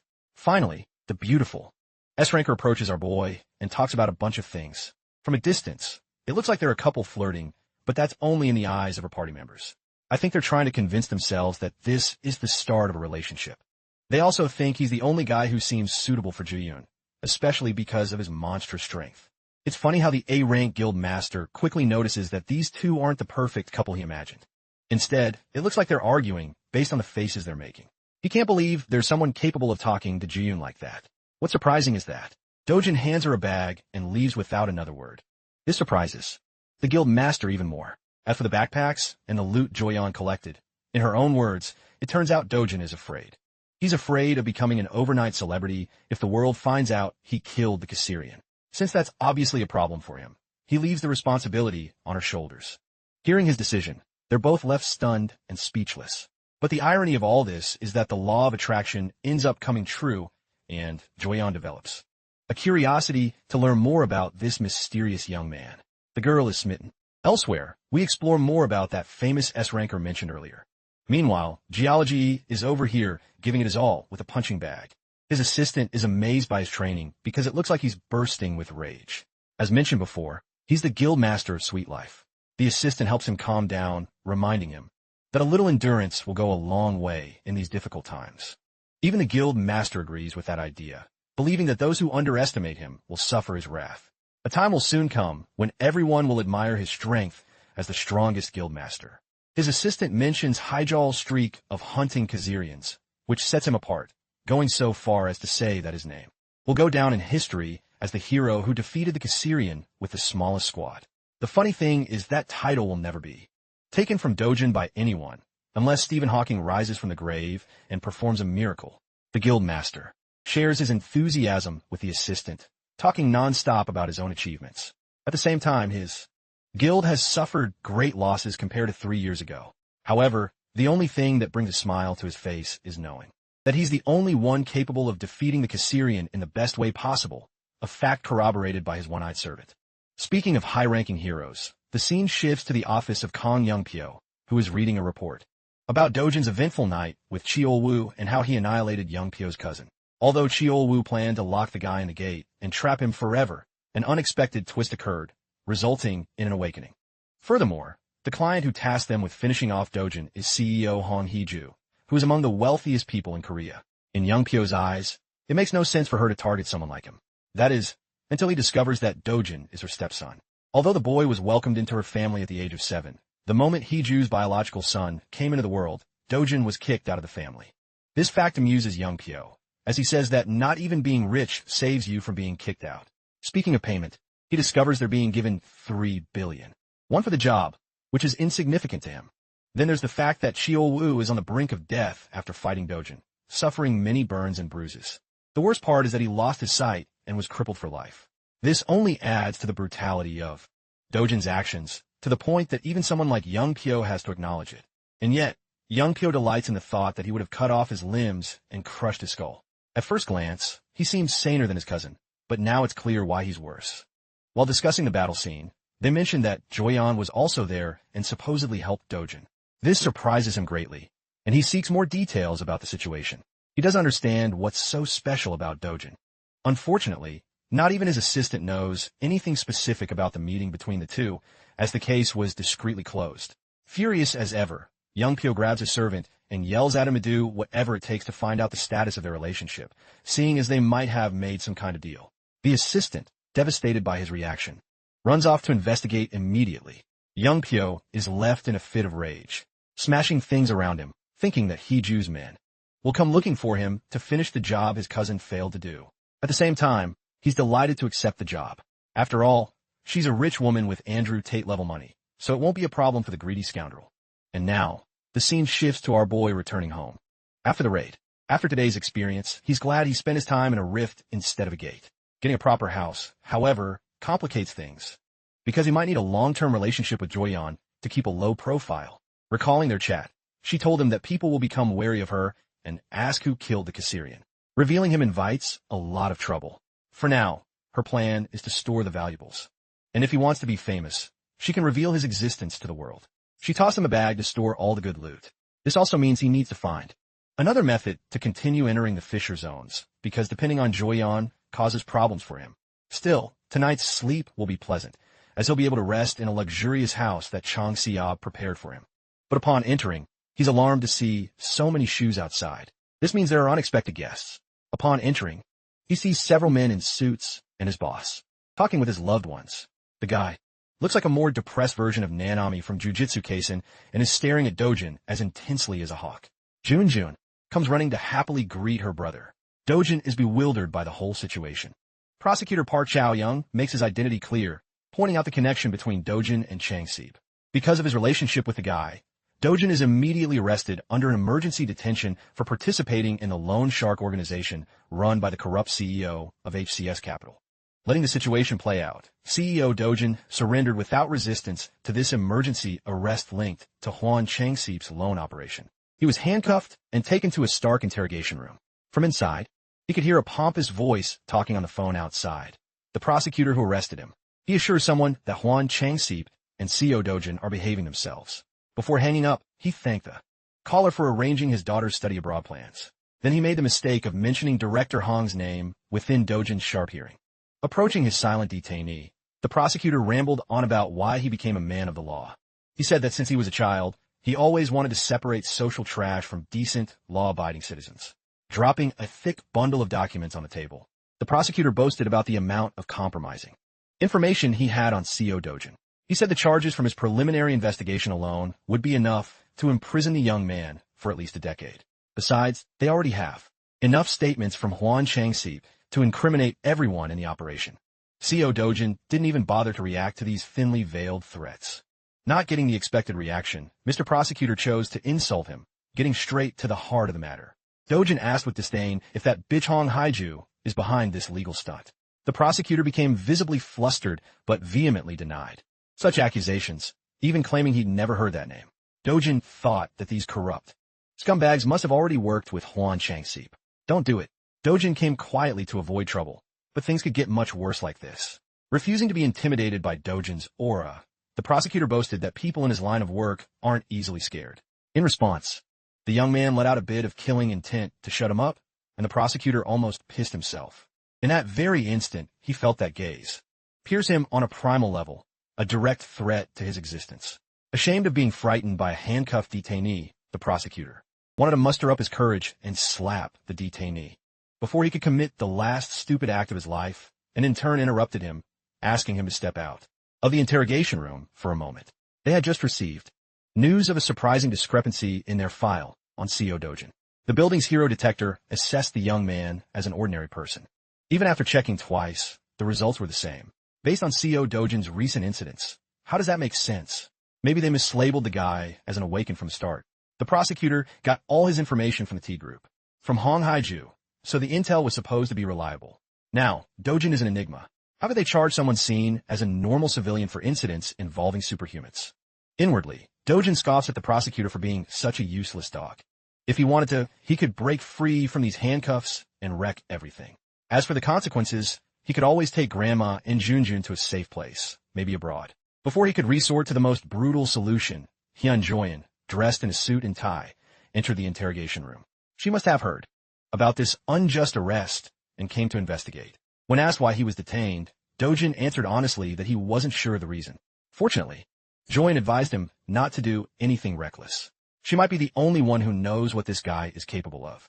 The situation is frustrating, but using force now would only complicate things further.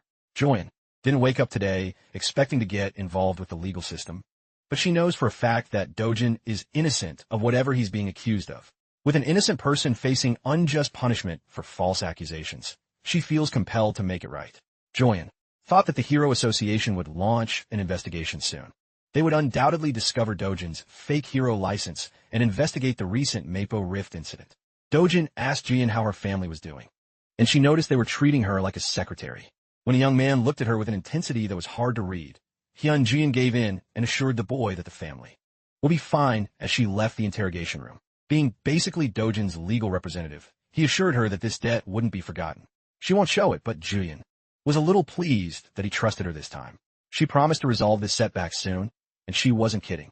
The method chosen by Hyun Jian wasn't a direct legal defense to prove Dojin's innocence. Instead, she exposed the crimes and illegal dealings of prosecutor Park Chae-young, which led to his dismissal. With that scoundrel out of the way, the investigation was fair. Co Dojin was declared innocent regarding the loan shark operation and other recent incidents. However, he couldn't avoid punishment completely. As expected, the investigation proved his use of an unauthorized hero license. Thanks to Hyun Jian's active defense, he only received probation. As they were heading back to Dojin's place, the radio reported on a never-before-seen monster that appeared in England, causing destruction. The monster was described as a 1.5-meter mantis with compound eyes and a terrifying leap. Dojin, hearing the description, identified the creature as a Macassian. Hyun Jian almost crashed the car when she heard him say the name. Info on new monsters is heavily protected by the association.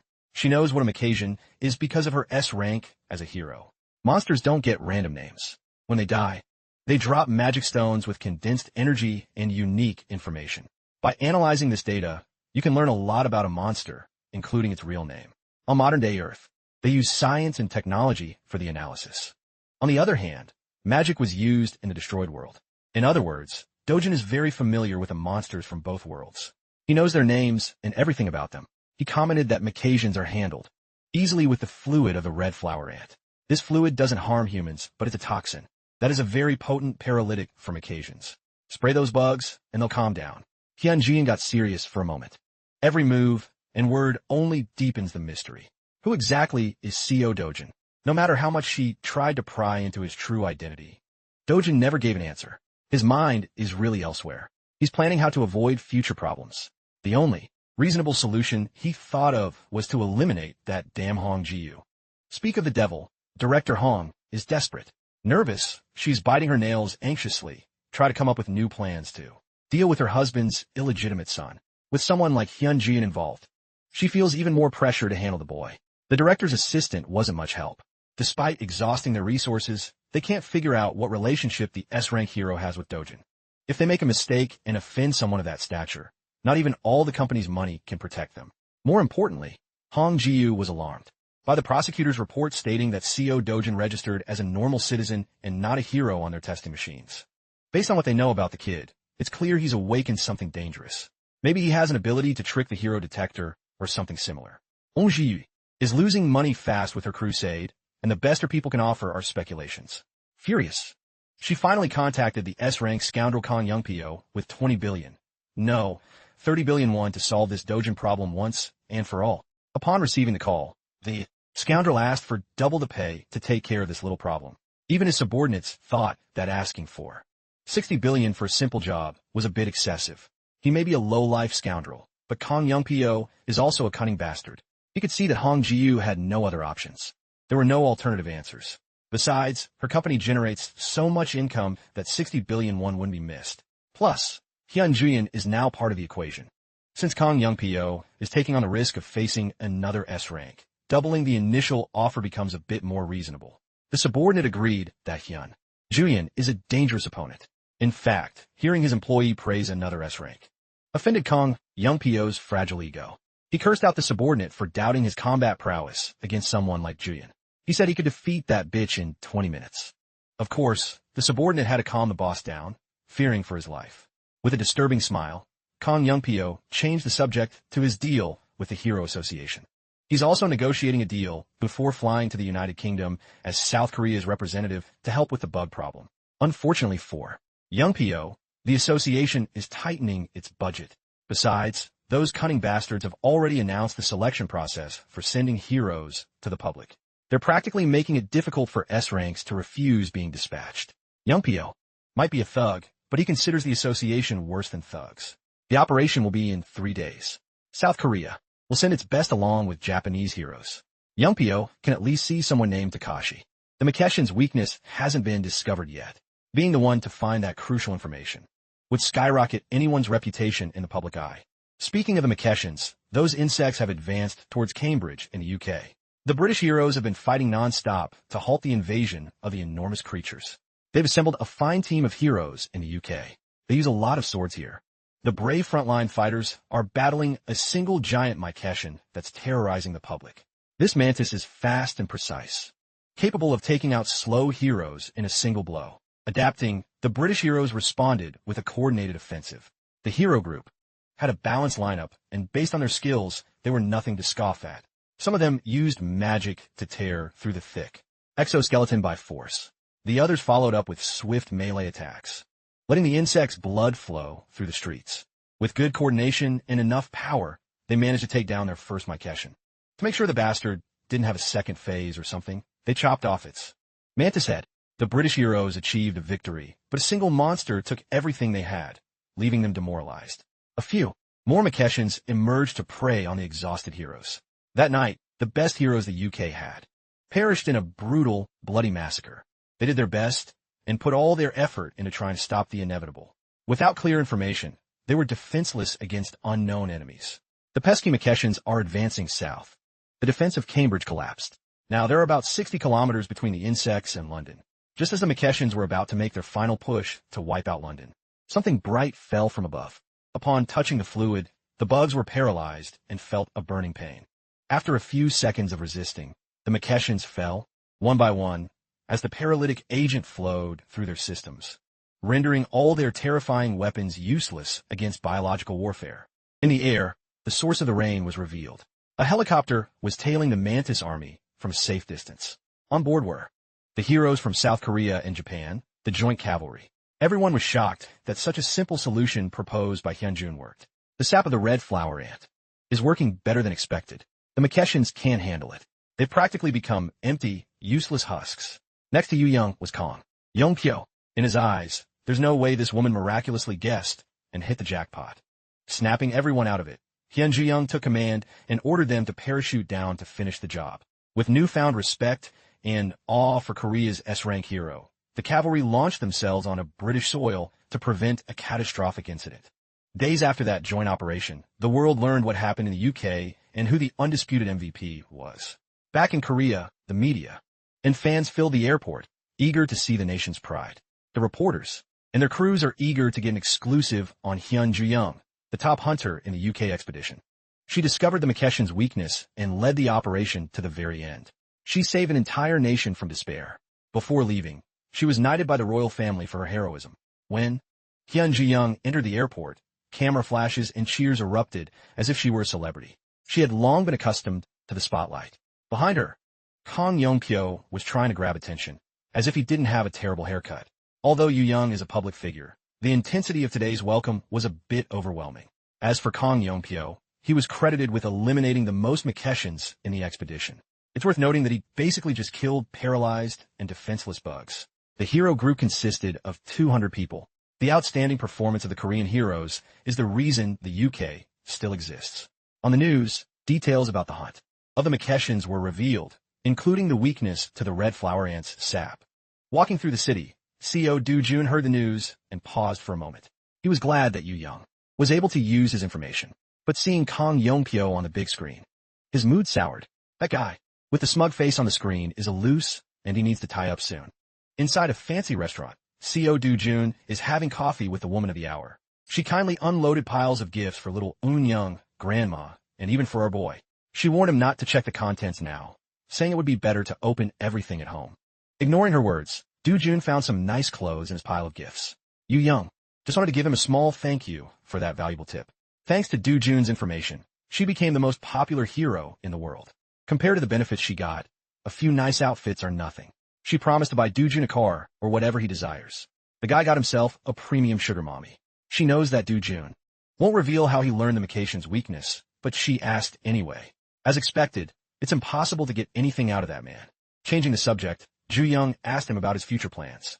He's not the type to preach world peace or anything pretentious, but if he sets his sights on Hong Hee-young and Kong Jun, things will get complicated. To the surprise of Ju-young, Do-jun's only immediate plan is to buy a new house.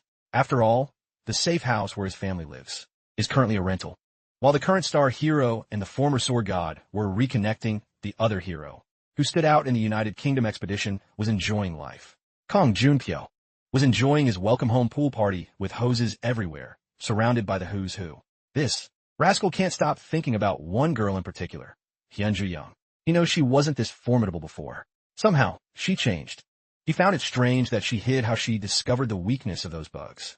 On the flight back to Korea, Junpyo also tried to provoke her to get information about CO Do-jun. Yu Ji-yeon appeared to save the day when Do-jun got into it with a corrupt prosecutor. She was also there when Kong Cheol-woo was defeated. Knowing that he's trying to provoke her, Ju-young said that Cheol-woo, the fool, started that fight. Before that encounter, he tried to kill Do-jun and failed. Kong Junpyo's mouth twisted into a crazy smile, and he agreed. He also blamed the fool for being blinded by easy money. But Cheol-woo is still his dear cousin. He can always use their relationship as a justification to get revenge on that CO Do-jun guy. For an instant, Ju-young almost gave herself away and showed emotion while being watched by a cunning bastard. She distanced herself from the conflict and insisted that she couldn't interfere if something happened. Kong Junpyo was confused. He thought she was closer to Do-jun. Ignoring him for the rest of the flight, Ju-young put on her eye mask and went back to sleep. Still, after talking, Junpyo feels that she wasn't being entirely truthful. The paranoid Kong Junpyo remains cautious regarding CO Do-jun. Back in England, the original outbreak site in Long Sutton was the thicket. The damage caused by the monster wave was still visible. The British Hero Association deployed its scarce heroic force into the rifts to secure the magic stones before the second wave breaks out. Some guards outside comment that they could have been D-rank if they knew the Makeshians could be beaten with a little red flower ant sap, and their forces could have blocked the wave early. They could have harvested a lot of magic stones. Once a rift breaks with a monster wave, it can't be a gate for the second wave. It's very likely a different type of monster will come out. There are many records of entire countries being wiped out in the second wave. The unknown factor is the worst part. Suddenly, the rift pulsed. The raid team had just gone inside to collect stones. Only 5 hours have passed. It's not time to retreat yet. Still, the D-rank guards tightened their watch, as it's common to see desperate civilians trying to steal loose stones near the rifts. Instead of the usual exit of people from the rift, everything shattered. Instead of the mining team, something or someone else emerged from the rift. Its humanoid face was covered in scars, and the armor it wore looked otherworldly. This guy is no hero. His outfit and scars don't even look real. Before the guards could contact headquarters, they lost control of their bodies and floated. The man took a step and seemed to teleport. As he effortlessly lifted the guards, the number 1 British guard tried to attack using the United Kingdom's signature weapon, 3 knives. The flying blades reached their target, but several circular green lights made them vanish as if they never existed. In a hoarse voice, the man complained that these guards are too weak. He clenched his fist and moved the green lights. Just like that, the guards were sliced to pieces, losing their limbs. Imagine being a limbless mannequin at work. A dark miasma emanated from the man's body. With that miasma, he dominated the space and took a smartphone from the guards. He checked the current date and calculated that 10 years have passed since he was last on Earth. Still, his mission hasn't even reached 20%. After so much effort in opening dimensional rifts, it's time to admit failure. Not only does he need to increase the mana concentration to get back on track, but first, this planet requires a cleansing. It's time to eliminate the weak. In Paju, South Korea, a young man ventures out on one of his farming runs, unaware of what's happening on the other side of the world, with just a backpack on his shoulder. Co Dojin was walking through the restricted area. Suddenly, his senses sharpened as he noticed abnormal vibrations in the ground, just as he expected. A battalion of disgusting worm monsters emerged, eager for a taste of flesh. Their bodies were covered in metallic spikes, and their mouths were lined with sharp fangs. Dojin stood in the middle of the pack, calm and unfazed by the display of power. Instead of looking at the monsters, he focused his attention on the holes the worms had made. He sized up the hole at a glance and calculated that there were about 26 worms underground within a 100-meter radius. With a crooked smile, he gathered mana in his hand, eager to test the bugs. He wondered how many worms would survive his initial attack. He launched the blast of concentrated mana into the hole, and an eerie silence followed. After a few seconds of idle waiting, the expected explosions finally spread to every hideout in the area, along with debris and scorching flames. Every writhing worm below was forced to the surface to avoid being cooked alive. Dojin prefers to work smarter, not harder. With this technique, he doesn't get his hands dirty in the process. As he collected free mana stones from the disgusting worms, an important meeting was being held by Min Jun-ki in Korea. The deputy director of the Hero Association and his boss, Na Tae-hwang, were discussing a young man who was difficult to handle. Of course, they were referring to Co Dojin. According to the reports, this guy's strength couldn't even be measured by a standard hero meter. Other association executives, namely Vice President Park Seon-cheol, considered it absurd and threatening to have such a presence roaming freely around the country. They want Co Dojin to be held accountable by the association. According to the deputy director, everything strange about Co Dojin started with Kong Cheol-woo's evil plan. After awakening in the gate raid where he was supposed to die, Dojin changed a lot. He then got his revenge and handled the new rift in Mappo all by himself. Sure, he showed excessive force at times, but he always had a good reason. In short, the power of Co Dojin is an overwhelming force. Not dive. Muse at a wild horse is the hardest to handle. However, they have a good horse in their stable, and that's what matters. What sparked this discussion in the first place was Dojin's request for an official hero license. He was given the privilege of skipping the standard procedure because he had a guarantor. That backer was the country's S-rank darling, Hyun Ju-yeon. Upon learning of his connection to the Golden Girl, the association's elders were stunned, knowing they couldn't offend Ju-yeon, given how popular her name is now. Co Dojin's application for a hero license was approved smoothly and fast-tracked. He was classified as South Korea's 8th S-rank hero, and he had never even set foot in the association. Thanks to his new status, he can finally hunt in any rift zone he wants, as he pleases. It's not bad to have him around. The way he wreaked havoc in the Paju rift, burning dangerous worms to a crisp, soon reached the association's director. That intimidating old man was quite amused that the country's new S-ranker was already living up to his title. It's not common to hear about a hero entering a second-grade rift on his own, without any guild members or allies for support. It's insane to normal people. The vice president, who was previously opposed firmly to Co Dojin, now advocates for revealing the young man's identity. to the public so the association can promote a new rising star. Fortunately, the deputy director rejected such a foolish and greedy idea. Min Junki said they should ask the man before exposing him to public life. The vice president argued that in this era of unrest, giving people a symbol of hope with a new S-rank hero would relieve the masses' stress. The VP tried to sell the idea to director Nate Huang, but the old man preferred to be cautious. Before the association acts, he wants to meet the kid in person. Speak of the devil, CEO Dojin is still on his worm-killing marathon. If he's not using mana explosions, he's using brute force. As he slices one worm apart, the rest of the damn things swarm him. They might be a tough match for ordinary heroes, but his movements were almost predictable for Dojin. With his hand, empowered by the fiery might of his mana, he launched a wide sweep that scorched and decapitated a dozen worm monsters in one blow. He landed, again, and dozens of dead worm corpses fell around him. Dojin stood on the mountain of corpses in the aura farm. His hands were still hot from the heat of his technique. He sighed and brushed away the remaining flickers. As expected, the mana consumption from hunting and clearing waves of high-level monsters is no joke. To fix that, CEO Dojin decided to get a proper weapon.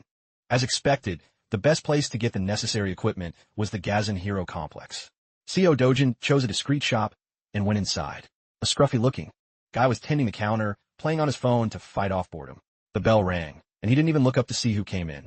When asked if the customer had a reservation, CEO Dojin ignored the question and dropped his backpack on the counter, demanding they make a weapon from the materials he brought. Annoyed, the guy claimed they don't serve people without a reservation. Dojin had already been turned away by all the other shops in the area, claiming they were fully booked. This was the only shop that answered his call. Still, the slacker refused to help Dojin, annoyed that he had to look away from his phone. With his patience at its limit, Dojin grabbed the slacker by the collar, ignoring his threats and curses. He asked the brat who owned the shop. The slacker proudly said his father was the owner. If that's the case, you better call your dad, and fast. CEO Dojin came here on a reliable recommendation. The slacker was released. He scoffed but cowardly retreated to another room and called his father. An old man in a welding mask came out of the workshop to see what the commotion was about. His name is Choi Chil-won, a master hero armorer. Dojin mentioned he came on Hyunjin's recommendation. Of course, both father and son knew that name. Hell, the whole country knows that name. The old man, Choi, was surprised that an S-rank celebrity knew about his craft. CEO Dojin hadn't come for useless small talk, so he pulled the materials out of his bag. The old master examined the materials and recognized them as the form of a giant black viper. It had been a long time since he'd seen a good one. CEO Dojin wanted a decent sword made from this material. He wants his weapon to be as long as possible. Don't we all, brother? The master objected to the request. Stretching non-metallic materials so much would damage their durability. It would be better to make 2 medium-sized swords. Hearing such a weak compromise, Dojin asked if the old man was admitting his skills were too inferior to create what the client wanted. He doesn't want 2 swords. He only wants to fuse them into one. The only thing that matters is the length. Well, how you use it matters too, pal. Besides the absurd length, he wants the mana absorption to reach the maximum level. Hearing these endless and almost unreasonable requests, the slacker couldn't stay on the sidelines any longer. He's proud of his father, a man capable of making weapons with a mana absorption rate of at least grade 3. CEO Dojin responded by picking up one of the swords displayed at the front of the shop. He glanced at the blade and assessed the material as grade 5. Then he gripped the edge of the sword with his bare hands. Both father and son remained silent and astonished as their unusual client performed a miracle. The grip continued until the pressure shattered the grade 5 material through sheer force. This product, which the shop was so proud to display out front, was reduced to dust and sharp debris. The slacker thanked his lucky stars for not messing with a mysterious customer. The old man watched as his creation was shattered. CEO Dojin warned Choi Chil-won that if he was going to make trash with the given materials, he should just quit the job.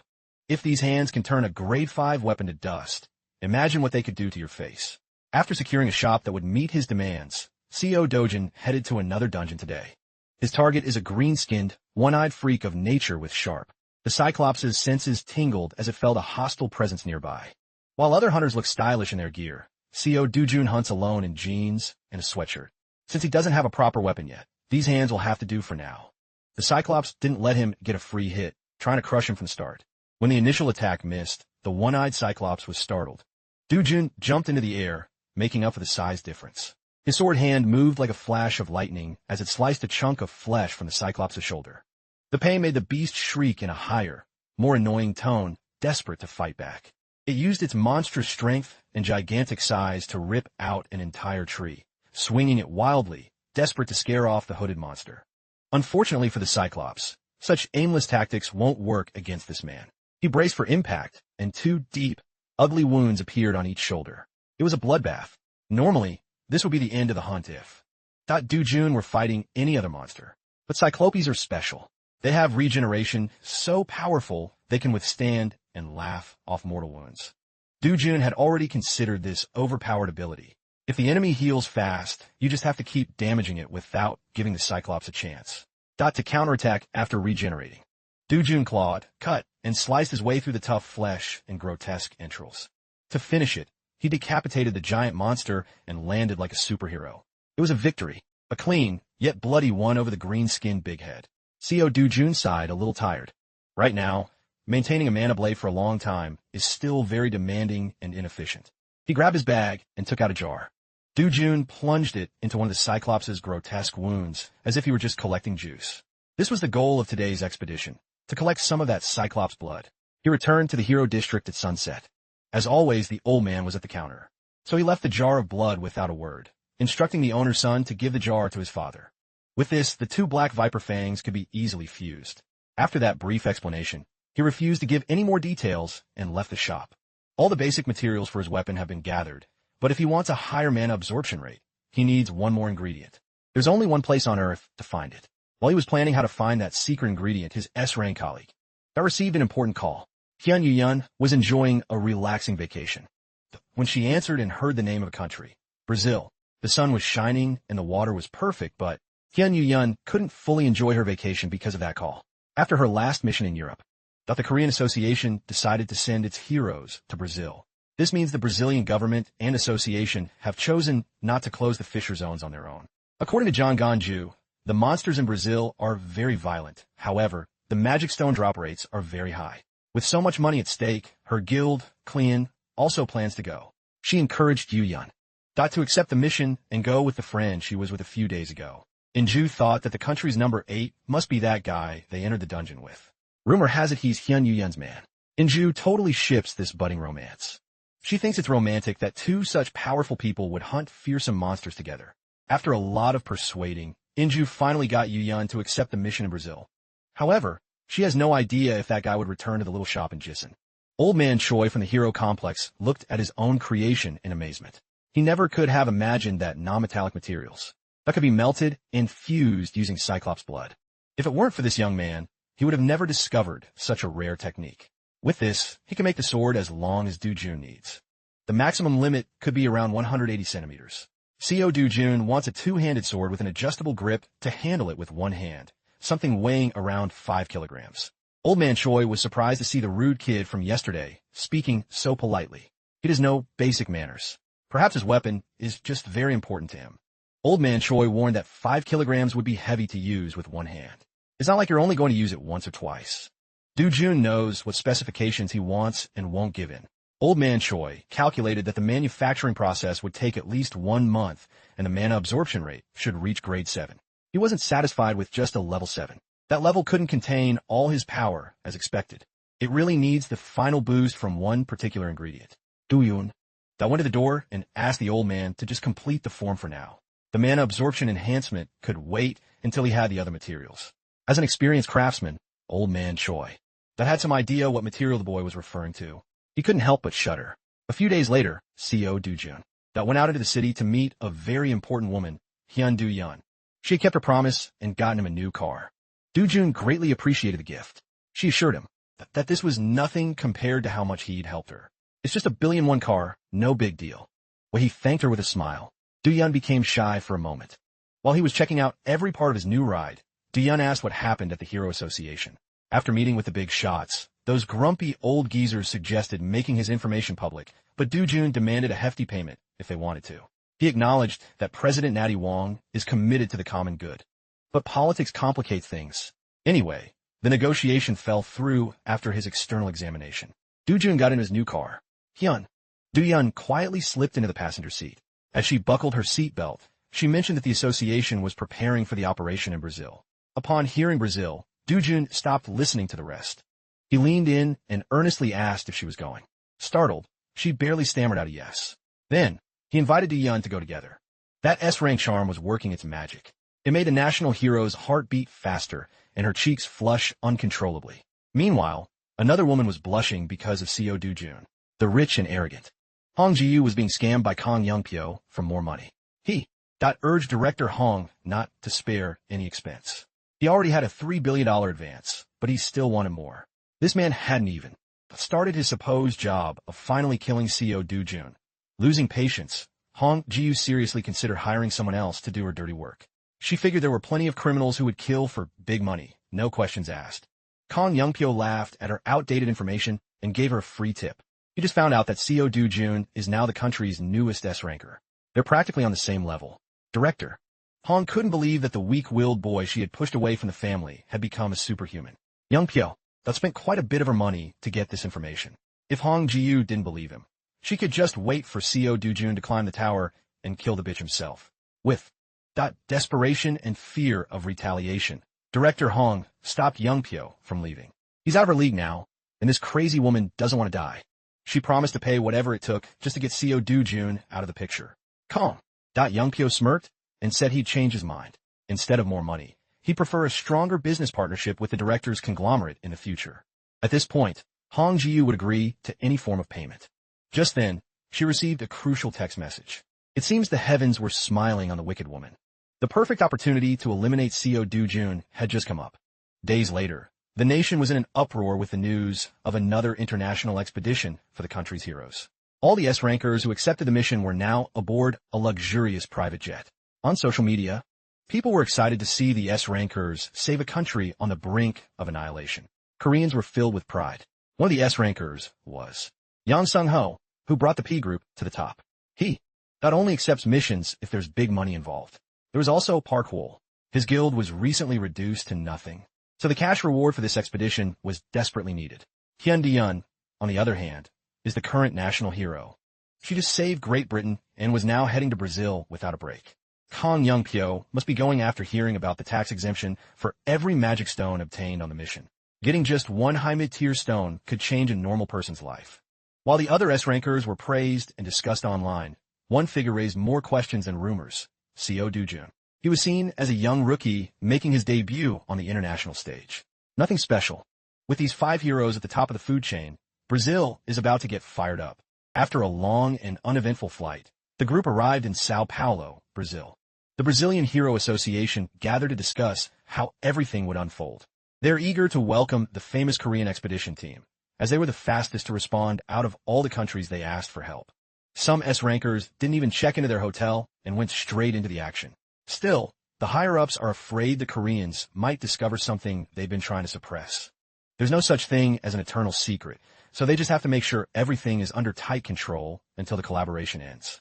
Brazil's national hero, Maurice, has been defeated by an unknown entity. It was a gruesome way to go. He wasn't beaten by a monster. His black box captured the silhouette of a human assassin. No one knows what happened near the Sanrum Rift. Now, the Korean team is receiving the necessary information about the action plan. While everyone was listening intently, Hyunjun was texting and looking for Co Dujun. Turns out, he stayed on the plane and took a connecting flight to a more distant destination. He's heading straight for the Sanrum Rift. Ju Young couldn't help but worry. She just found out this man is going to the most troublesome rift all by himself. The team is supposed to have 2 days to adapt locally before being assigned to the rift zones they requested. After the briefing, Ju Young didn't stick around for long and grabbed a taxi. Kong Junpyo followed her to ask where she was going, since they weren't supposed to move out yet. To get rid of his annoying presence, she said she was going to Santrum for a bit. Junpyo found it suspicious. The Brazilian Association had clearly warned them about the dangers of that place. The area of that rift near Santrum has become a desolate wasteland. Hyun Ju-young and the Kleum Guild met up with Co Dujun to join his supposed solo mission. Since they went through the trouble of rushing to this godforsaken place, Ju-young demanded to know why he was in such a hurry. Dujun said they were the ones who were late. They bickered like an old married couple, tired of her endless questions. Dujun finally said he was after the blue croco. It was an underwhelming answer. Annoyed by his casual way of speaking to her, Ju-young that insisted that she's 3 years older and demanded more courtesy. While they were arguing, the Kleum Guild just watched. The leader, Jong In-ju, had never seen anyone with the guts to boss Ju Young around. As they ventured deeper and deeper into the rift zone, some members of the Kleum Guild felt reluctant to advance without a proper plan. But Hyun Ju Young's presence in the group assured them they'd be safe. There's no denying how skilled she is. But it seems the rookie was taking the lead, while the others were doubting the man in front, those who were in the dungeon raid.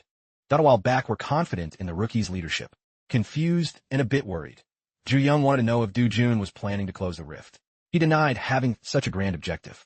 He just came for the materials and to take full advantage of the area.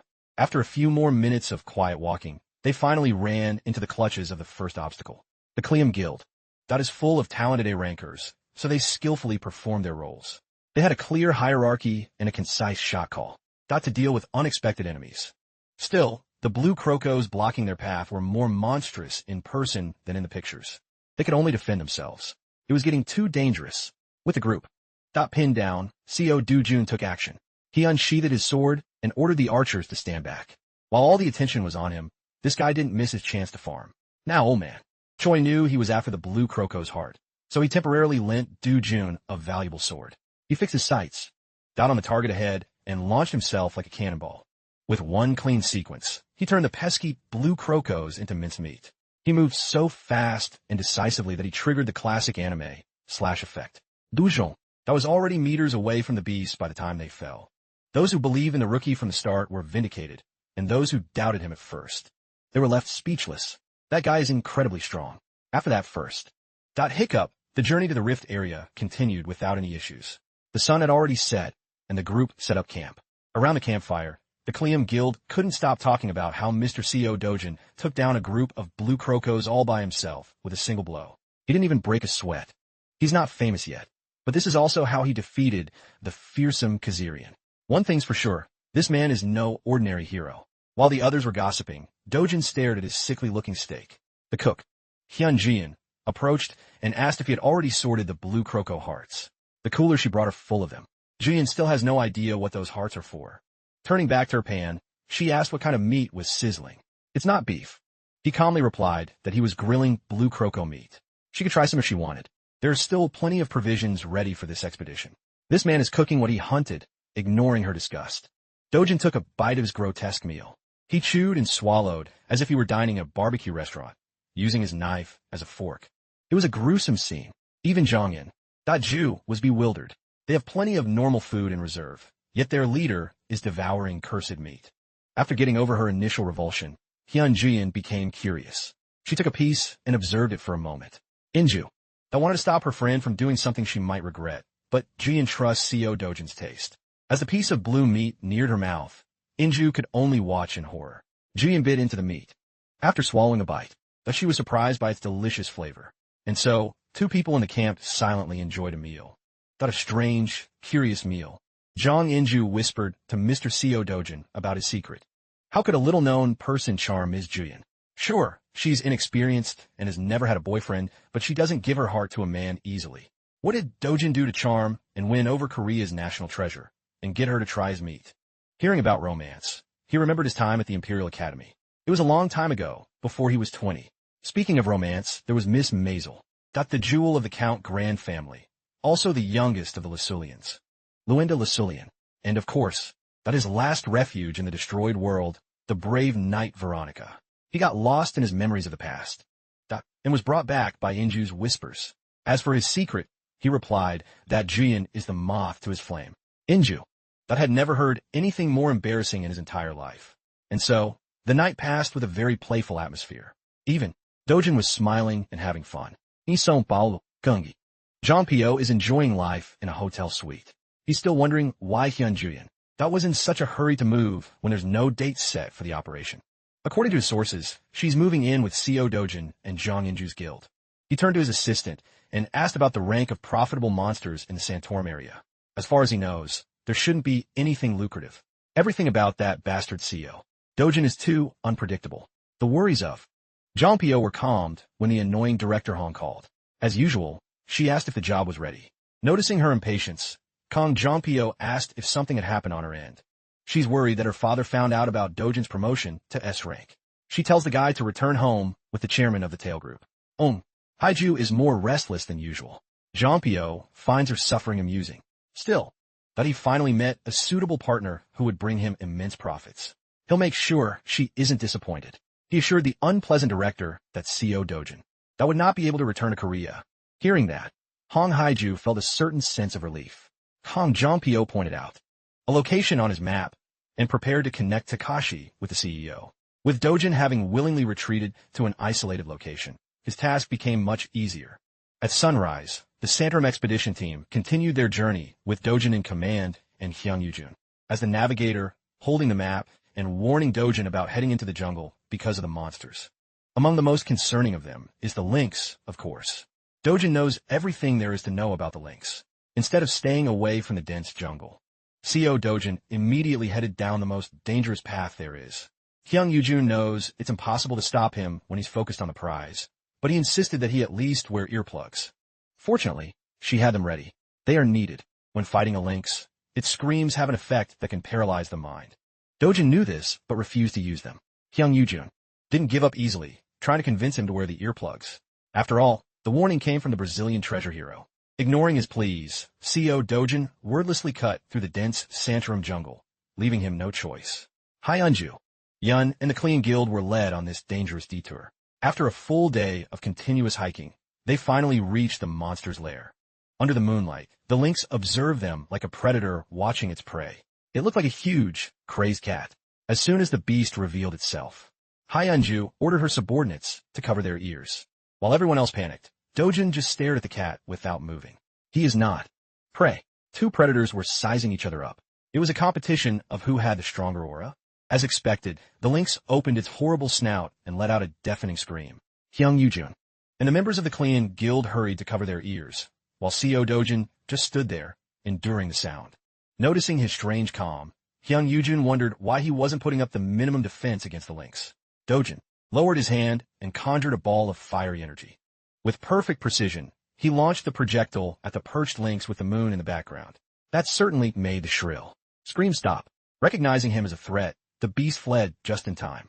Dojin swiftly drew his sword and chased his prey on foot. Hyung Yujun and the others followed him, but it still wasn't clear what the hell was going on. They ran through the depths of the forest, and Dojin stopped abruptly. The lynx they had encountered was just a bait to lure unsuspecting victims to the pack's den. That little kitty was hit by Dojin's attack at the entrance, so it seems they're pissed. Suddenly, their eyes glowed with a warm light. Their gaze scanned the group of humans before them and quickly locked onto a target. Hyunju Yun was chosen. Her eyes met the lynx's for an instant. She fell under the monster's spell. Luckily, Dojin rushed to cover her eyes. Then he calmly explained that a lynx's scream wasn't the death sentence they should be worried about. What paralyzes the prey's mind are the monster's magic eyes. The solution is simple, then. Everyone should close their eyes for a moment and let the protagonist do the hard work. Dojin advanced confidently, sword in hand. Perhaps it's time to test his limits. With a crescent moon sweep, his energy formed a fiery arc with lumps of power, a technique that can turn a swordsman into a super Scion, the first form of the Bandine sword skill, miracle of a single point. He extended the tip and summoned a more condensed version of his energy blasts. The lynx pack had never seen anything like it and didn't know how to react. So our boy got a free hit with his ultimate skill, the rank. The members of the Clean Guild were dumbfounded and a little terrified. He looked like a mad god. Co Dojin released the reserve from his tip, and the fiery climax embraced everything in its path. The poor furry creatures crawling on the branches. The pack realized they were screwed a little too late. They bore the brunt of a miracle born from a single point and were completely annihilated. Its impact almost made the ladies lose their balance, and not in a good way. When the radiance of the spell faded, the aftermath revealed a gruesome scene. A section of the forest had been erased, the land turned to ash, and the man behind such destruction didn't even flinch. The unfortunate beasts that messed with the wrong person were instantly cooked.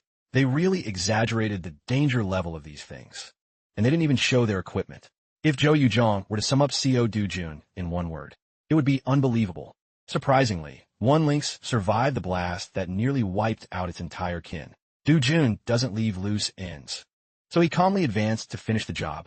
In desperation, the surviving lynx frantically tried to paralyze its executioner with its skill. Duyun was interrupted as he mercilessly sliced off its small, furry head. It was a clean cut that marked the end of tonight's one-sided hunt. The last thing the bee saw with its blessed eye was the face of the man who swung the sword, Jun. He knelt and mercilessly plucked the eye from the dead lynx. As a hunter, he wouldn't let something so valuable go to waste. After burning the beasts and collecting the loot, the group returned to a safer path. With growing admiration, Yujong watched him from behind. Everyone was thinking the same thing. The leader of this expedition was clearly on a superhuman level. Some would place him above the iconic hero, Charlie Alphonse. Others would even say that Jun is on the level of Kane Lester, the world's strongest hero. Today, returning to the normal route had its obstacles. As soon as they entered the swampy area, spectral, humanoid creatures already appeared to bother them. These monsters don't understand the situation. After all, the undead don't think. They're just a bunch of bodies moving only to devour. Their charge seemed intimidating at first, but it was too straightforward. A fish shot out and knocked a ghoul out of the way. Jun continued his streak after a short break, this time with another headshot. He didn't need any fancy weapons or techniques. The undead were caught by his hands and sent back to the underworld. Once he got into a rhythm, it was basically all over. A flurry of heads exploding in rapid succession echoed as the ghouls fell one by one. Using his bare hands, Jun tore each and every one of them apart. This time, the members of the Cleoma Guild accepted their role as spectators and stepped aside to watch the highlight reel. Shortly after, having looted what they could from the ghouls, the group continued their journey. As they walked, a curious Yujong asked Jun about his sword skill, the move that generated the brilliant, specific flashes. Obviously, she was referring to the first form of the Bandian sword skill, a miracle from single point. Without much enthusiasm, he asked if she wanted to learn it, and Yujong's face instantly lit up. But in such a peaceful world, he sees no reason to teach something like that to anyone. So, Yujong felt this man was underestimating her too much.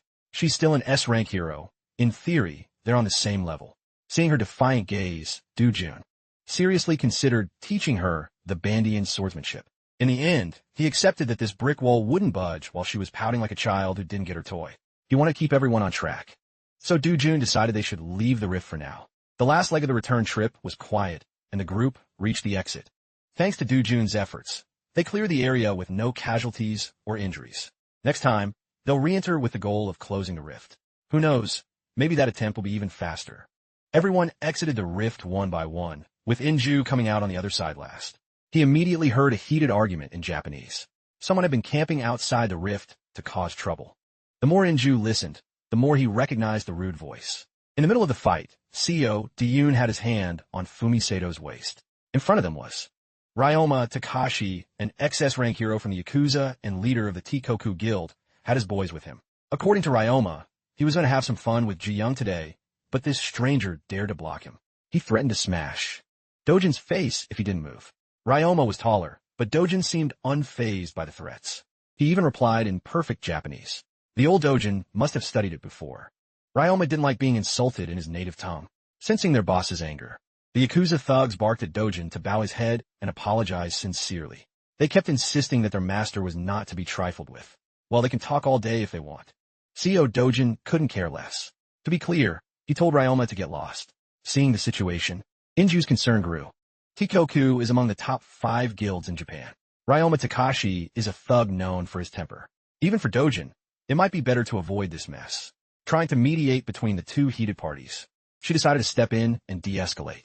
Jong Inju was calm and respectful, but Ryoma called her a bitch who shouldn't meddle. This time, her team was enraged.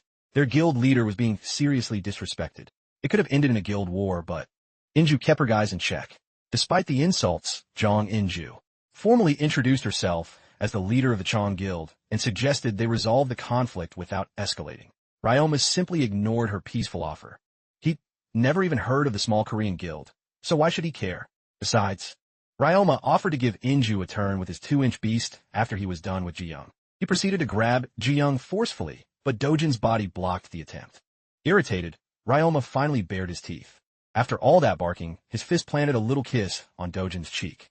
He thought that would be enough to knock out a nobody, so he could have his fun. Meanwhile, the foolish Yakuza also mentioned he has unfinished business with Dojin. You could tell this stunt is just a calculated provocation. If so, Dojin is more than willing to play along. He quickly got his revenge, punching Ryoma on the very same cheek. His punch was way more effective. It sent the Japanese cliché flying back to his group of Yakuza. Glazers, who, while screaming obscenities, didn't expect to see their boss like that. Dojin told everyone to stand back. Since these morons attacked first, whatever happens next can be considered self-defense. The Yakuza drew their weapons and prepared to strike back. But their boss called for a duel. Ryoma took off his jacket, revealing his sculpted physique, and ordered his men to back off. Awakening the dormant power in his body, the XS rank Yakuza showed why he's one of Japan's best. Before the fight began, Ji-young turned to Dojin with a piece of advice. She didn't try to talk him out of it or anything. She just asked her man to at least leave the poor Japanese gangster half alive. What happened next was to be expected. For the guys from Japan, it was a shock. But for the expedition group, it was the norm. CO Dojin is absolutely crushing the big-mouthed Yakuza. Ryoma had his head buried in the ground, while the heels of Dojin's shoes push him deeper with every stomp. Miraculously, Ryoma managed to get out of the embarrassing position.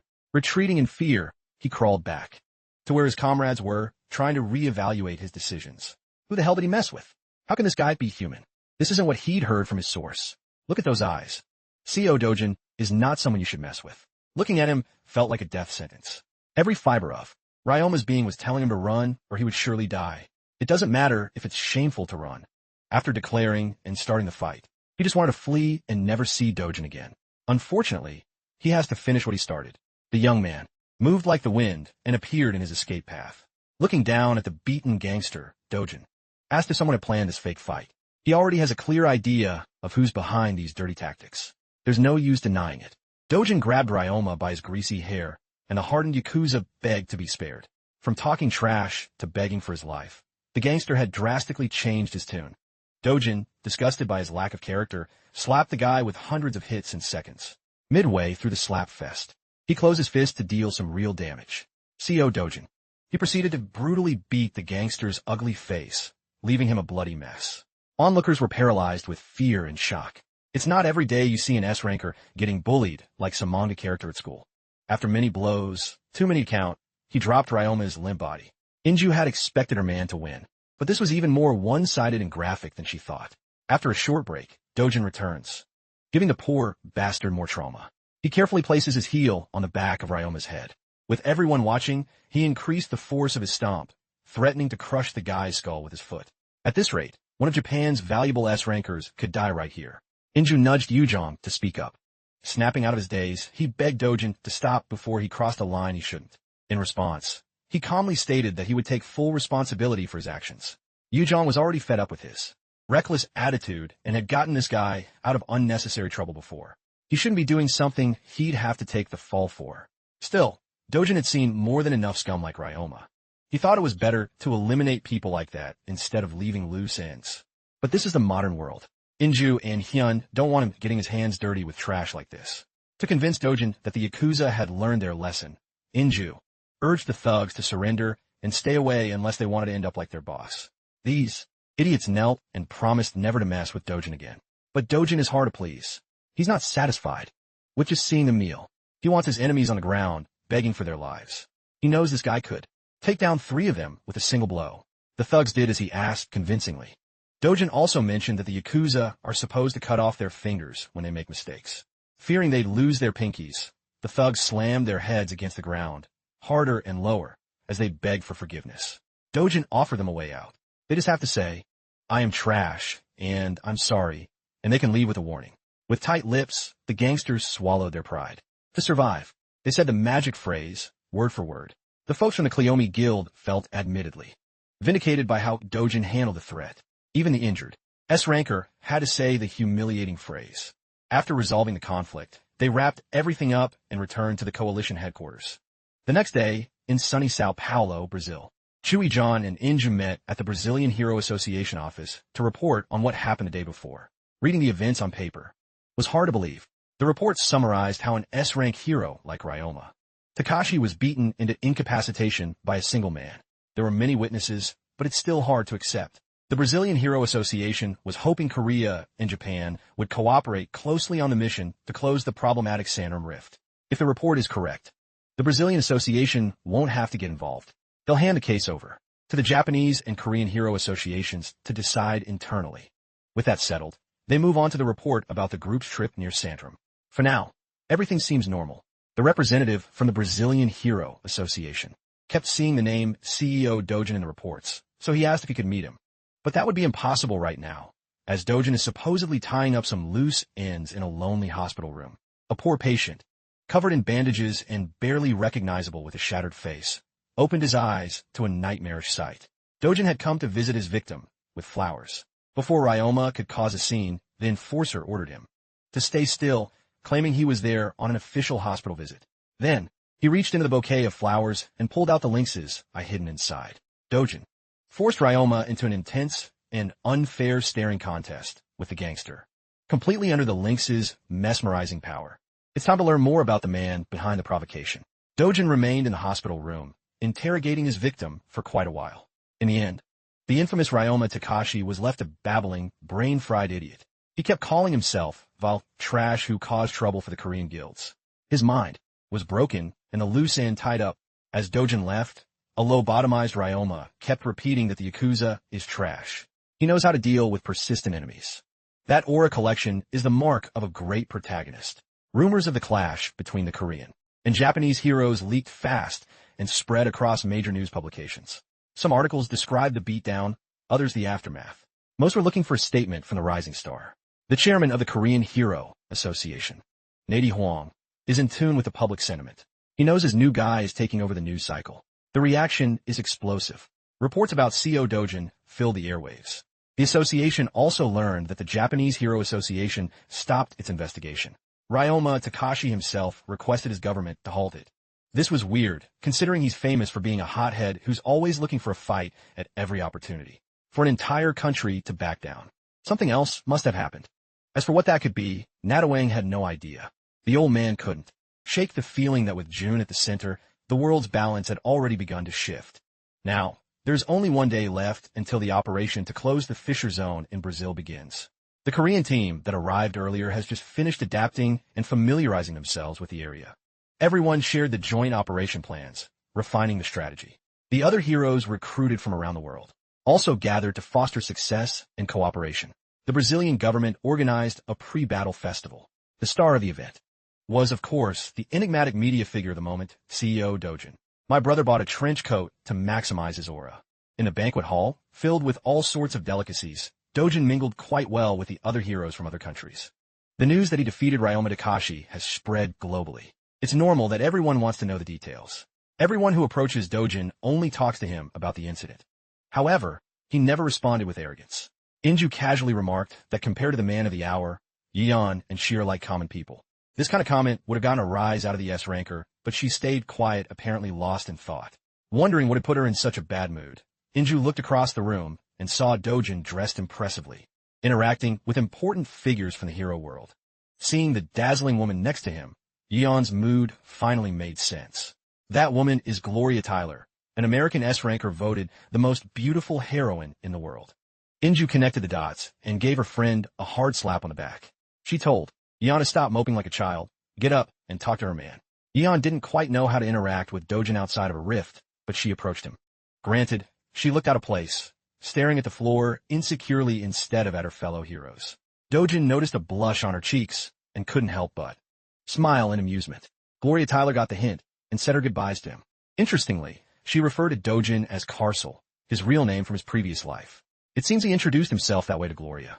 Even Yeon was baffled by this Carcel business. She assumed Carcel must be his Western name or something. In a way, she wasn't wrong. A name he used before Seo Jun. With so little information, she wondered if this guy lived abroad as a kid, but that's not possible. She had already run a thorough background check on him. Yeon was clearly annoyed that another woman found out Dojin had a different name before she did. While they were chatting at the banquet, an asshole was stealthily approaching, discreetly holding a glass of liquor. Kang Yong-pyo was listening in. In his mind, he cursed his Japanese friend for not being able to handle a single guy. At this rate, he'd hate to have to intervene himself. While his insides boiled with the desire to tear Dojin apart, his big ears picked up on Yeon, whispering a warning. She reminded her man that even though he's strong, enemies don't always play fair. Ryoma Takashi had some close friends in his circle that they need to worry about. He's here. Dojin cut her off before she could mention the obvious mastermind behind it all. He went on to state that he didn't need to know who was coming. It's going to be the same shit, different asshole. Just like Takashi, The mastermind is nothing but a dirty, arrogant clown with no skills. Men like that aren't even worth worrying about. Dojin reinforced that feeling as he shifted his gaze to the target looming behind them, Khan. Yongpyo. He turned around fast, pretending he hadn't heard anything. But he had. This guy's about to lose it at the event. The cherry on top of this provocative performance. Vojdoyen Shloi Schmirk, mucking Yongpyo. The provocation worked. Jongpyo doesn't want to send another goon. He wants to solve the Dojin problem himself. After the pre-battle festival, the heroes rested and deployed the following night. Inju, his guild, Yiyun, and Dojin gathered outside the rift assigned to their team and had to stop for a moment. The rift zone near Santrum looked murkier, darker, and more sinister than usual. Still, some of the guys saw this ominous change as something minor. With 2 competent S-rank heroes among them, they could just go in and close that thing. What could possibly go wrong? With some apprehension, Inju ordered her men to advance on the flanks.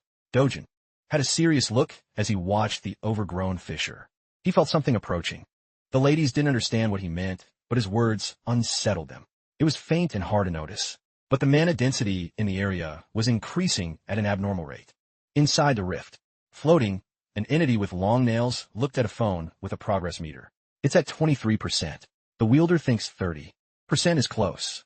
By its estimation, this power should be enough to eliminate those insects who call themselves heroes and are crawling towards the rift. As soon as they entered, they felt their bodies weighed down by something heavy in the air.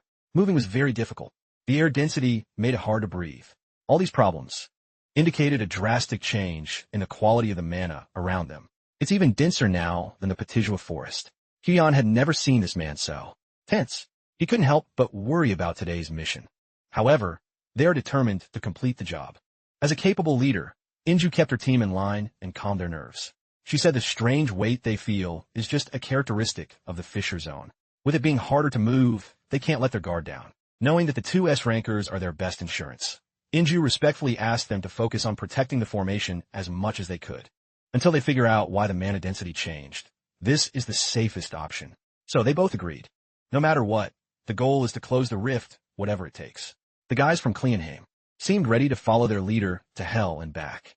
While Dojin was entering the anomalous Santrum rift, another group was gathering in the rift zone near Manaus, the largest city in northern Brazil. A team of French, Korean, and Brazilian heroes was dispatched. They're failing. These guys are getting beaten and devoured. Solo. Leveling had super strong ants. We have killer bees. The confident foreign heroes believed they would clear this mission easily. Hell, these bees were supposed to be easy kills for C-rank heroes. However, they're being torn apart by giant insects. Even A-rank heroes were dropping like flies. The killer bees have no respect for human life. They have killer in their name. What did you expect? The last hero tried his luck against one of the flying creatures, and his fist made contact. It was useless. His body was so damn heavy he couldn't project the desired power. Normally he could destroy an entire colony of these bees alone. Here, they aren't the cleanup crew. They're just helpless. Prey for the real hunters. It's hard to tell how many of these so-called heroes will actually make it out alive. In Santrum, Inju barely dodged a heavy axe swing in their first encounter. In front of the squad was a battalion of black orcs. They weren't ordinary black orcs. Like the killer bees, they were stronger than their rank would suggest. Still, the Kleon boys kept up the pressure and executed their combos. However, an attack that deals no damage isn't a recipe for victory. Even though they work together perfectly, they can't break through the black orcs' massive defense. Caught off guard, the Kleon boys were almost wiped out by a full swing of an axe. Jojin intervened to pull them to a safe distance from the beasts. She also yelled at them for being reckless. Once they were safe, Jojin returned to the fray. The black orc tried to knock her out of the air, but the S-ranker dodged the attacks with grace and mastery. After a few elegant steps, she turned the tables and attacked with a spinning kick. Within human response time, the monster turned quickly. To protect his bald head, Ji Young's feint worked. He dodged the spin, and the roundhouse kick soared high from the heavens. It came down with the force of a meteor, taking down one black orc. The remaining beasts wanted to avenge their fallen comrade. Using a cunning maneuver, Ji Young tricked the enraged orc into harming its own companion with its heavy bone club. Noticing the damage to its partner, the orc stopped in its tracks, startled. That allowed Ji Young to approach from behind with his swift movement. This time he didn't need a complicated move, just a simple kick to the back of the head. The Cleoma guys watched Ji Young attentively in action. Because of the destructive enigma named Co Dojin, they almost forgot that Hyun Ji-young is also an S rank, a being above normal mortals like them. One last black orc remains. It tried to act brave with an irritating scream. Fortunately, a fist flew out and broke its jaw, silencing it. Ji-young had his moment in the spotlight. Dojin just cleans up the last of the trash. Inju feels helpless. They've barely left the rift's entrance, and the difficulty level is already this high. Even with 2 S rank bearers, clearing this place won't be a piece of cake. After finishing off the orcs, Dojin examined the corpses more closely to investigate, and Ju-young followed curiously. He pointed out the black ripple surrounding the beast, which is hard for untrained eyes to see. But sir, if you focus, Dojin is sure that this black ripple is empowering the monsters to an absurd degree. Its presence, effects, and sensation were like dark mana, something that shouldn't be in this world. It seems he wants to talk today, as he explained what the black ripple means for this mission. Inside the Santorum Rift, they reached a different biome and encountered another class of monsters. They looked like jellies, a fierce group of swamp creatures.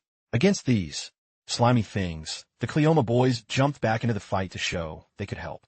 They were fast and precise with their rehearsed rotations, but the damage just wasn't there. Maybe another pair of men could break through. Cooperation only gets them so far. They managed to incapacitate one swamp monster, but it wasn't enough to finish it off. They were used to facing common swamp ghouls. But this was a different breed. Completely exposed, the guys got trapped in the petrifying mud. The spear user managed to recover, but his partner with the shield took the brunt of the impact. The attack was so strong that it shattered a high-class combat suit. Every hit is lethal. Despair, helplessness, and confusion flooded their minds as they continued to resist. A single misjudgment could put your life in danger if you don't pay attention to your surroundings. Fortunately, Guild Master Inju was alert to any sneaky moves from the slimes. With her guys in danger, her combat instincts were on high alert. Inju wielded her sword like an extension of her body, showing how she reached the top with her strength. Still, she couldn't shake the uneasy feeling. If the swamp ghouls are this strong, then the Belkiras will be worse. For a moment, she thought of something terrifying. What if every rift zone in the world goes through this kind of change? Meanwhile, let's see what's happening in the other rift zone near Manaus. Inside this one, the rookies weren't lucky enough to have reliable support. The sole survivor of a group runs frantically through the forest, his life on the line. Arnaldo from Brazil, David from France, and more have fallen. Those 2 guys were supposed to be invincible. They were S ranks. Yet, they were defeated by just a few Belkira, a ferocious spider monster, while they were easily defeating the swamp specters. Ji-young and Dojin addressed the topic of the fearsome insect waiting for them at the end of the rift. Dojin remembers well that a Belkira with dark mana is very dangerous. If those spiders are infected by the same black aura, they'll be tricky to handle.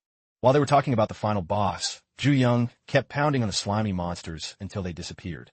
Dojin, for his part, was giving a crash course on how concentrated mana is poured into a monster's body. Jojin asked if he meant the mana bar that players use to cast magic in video games. It seems he won't get far with a lesson. In this world, nobody knows that the huge difference between heroes and ordinary people is their ability to hold and use mana. Stopping his lecture, Dojin pierces through the body of a swamp ghoul. He reflected on what a world without the concept of mana implies. Now he understands why this world was so peaceful compared to his previous one. At this rate, that peace could be shattered. But for now, he will carve a path with brute force. Out of the swampy camp with his bare hands, Dojin easily dispatched the largest swamp ghouls in an instant. The Kleon boys looked like they'd been through a war. Their S-rank caretakers, on the other hand, were spotless. Once they were safe, Dojin came up with a clearer explanation for the properties of black mana. In short, the monsters in this rift are like athletes pumped full of steroids and performance-enhancing drugs.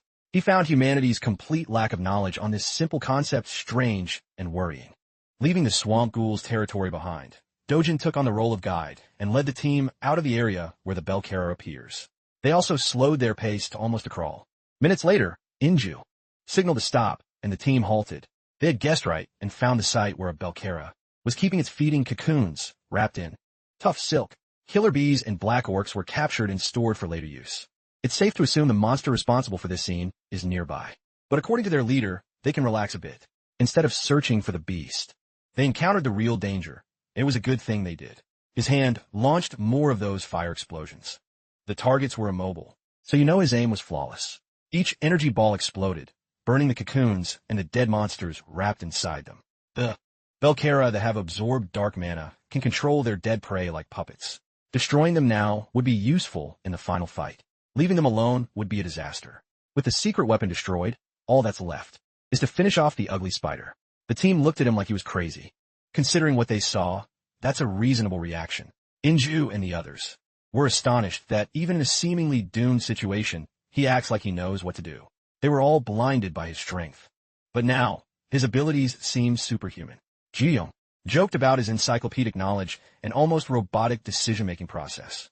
She asked mischievously if this was his second chance at life. Hearing the question, Dojin laughed genuinely. For a moment, he fondly remembered who he was before, Karzelvan, since going by CO Dojin could be considered a second life. Changing the subject, he asked Inju how far the core was. With the map and their position in mind, she calculated they were halfway there after crossing the next jungle. At their current pace, this would be a long process, but Dojin so they can close the rift before the day is over. This crazy idea might be possible for Dojin, but for the Klean boys, a boss rush in a single day would be too much. Most of them had already exhausted their stamina against the swamp ghouls. If they can't keep up, they can rest. Dojin can't waste time. He'll take care of the giant spider by himself and come back when he's done. Without another word, he launched himself, propelled by the wind, leaving everyone behind with no room for argument. They had all been through hell. But that man still has the energy to tear through the forest like an unstoppable train. As the forest background blurred, his eyes darted around to catch any details that could lead him to the final fight. With his tracking skills and a vague idea of the Belkara's nest, he finally saw his target. The Belkara is a nasty beast, scaly and spiky. Its abdomen has strong armor and protruding blades. It also bit some guy named Peter Parker once. But that doesn't matter. CO Dojin leaped into the air and began to swing. With his sword still sheathed, he began the exotic culinary show, slicing off the spider's legs, which had scales thicker than steel. Judging by the insect's shriek, losing 3 legs at once sounds painful. Enraged, the Belkara opened its mouth and launched a sticky web attack, clumsy as a noob's first time online, was a complete failure, as Dojin skillfully leaped out of the web's path, zipping all over the place with inhuman speed. There's no point in dragging out a fight when the power gap is this huge. With a series of crisscrossing cuts, the cooking show was over. Dojin sliced and diced the Belkara into pieces, and still had time to adjust his posture for a perfect landing, farming the aura from the monster that had wiped out a party of rankers. The very same one from another area of the rift was defeated in seconds. He stood up, took a deep breath, and checked his body for any changes. Surprisingly, his stamina was still at max, with no signs of fatigue. This was likely due to the dark mana he'd absorbed using his cultivation technique after dealing with the rift's strongest monster. Dojin returned to camp as if he'd just taken a leak in the woods. Ju-young and Inju didn't have to ask if he'd succeeded. They knew who they were dealing with. He didn't look tired. His hoodie was splattered with blood, but none of it was his. Sensing no other dangerous monsters nearby, this jungle seemed like the ideal place to set up camp and rest. Once the fire was lit, everyone sat down to relax. The injured were treated, and those who were fine chatted. Then there was Dojin, roasting his spider meat on a stick. One of the guys from Cleome, the one with the spear, watched what he was doing. Feeling curious, he approached the unapproachable leader. In a friendly tone, he asked Dojin if he could try some of his meat. Dojin knew he had plenty, so sharing a bit was an issue. Seeing his companions eating with Dojin, another guy from Cleome approached. The spear guy wanted to try Dojin's meat, believing it was the secret to his strength.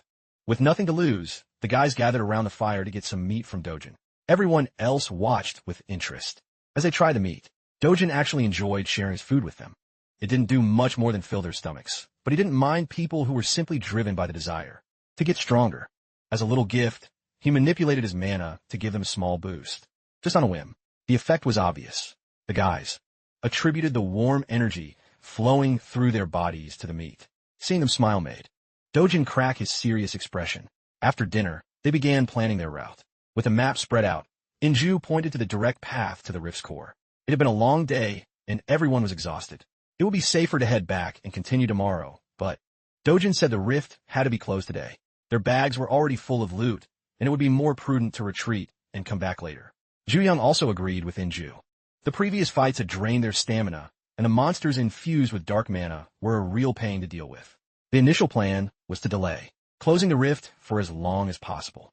That way, they could gather lots of rare materials, including the blue croco's heart.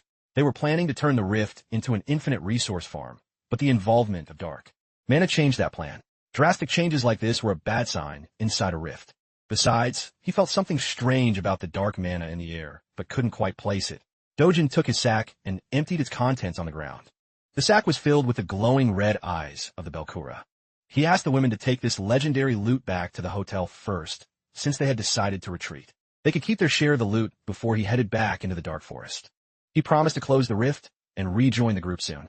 On his way to the rift's core, Dojin ran into several annoying obstacles. First, the respawned swamp ghouls that swarmed in the muddy waters. He'd already killed dozens. At this point, he was just styling on these slimy beasts. As he moved nonstop, when using his bare hands got boring, his eyes sharpened, and he drew his sword. The sludge from the swamp monsters stained his blade as the ghouls disintegrated around him. The key to killing them quickly and easily was to aim for the core right from the start.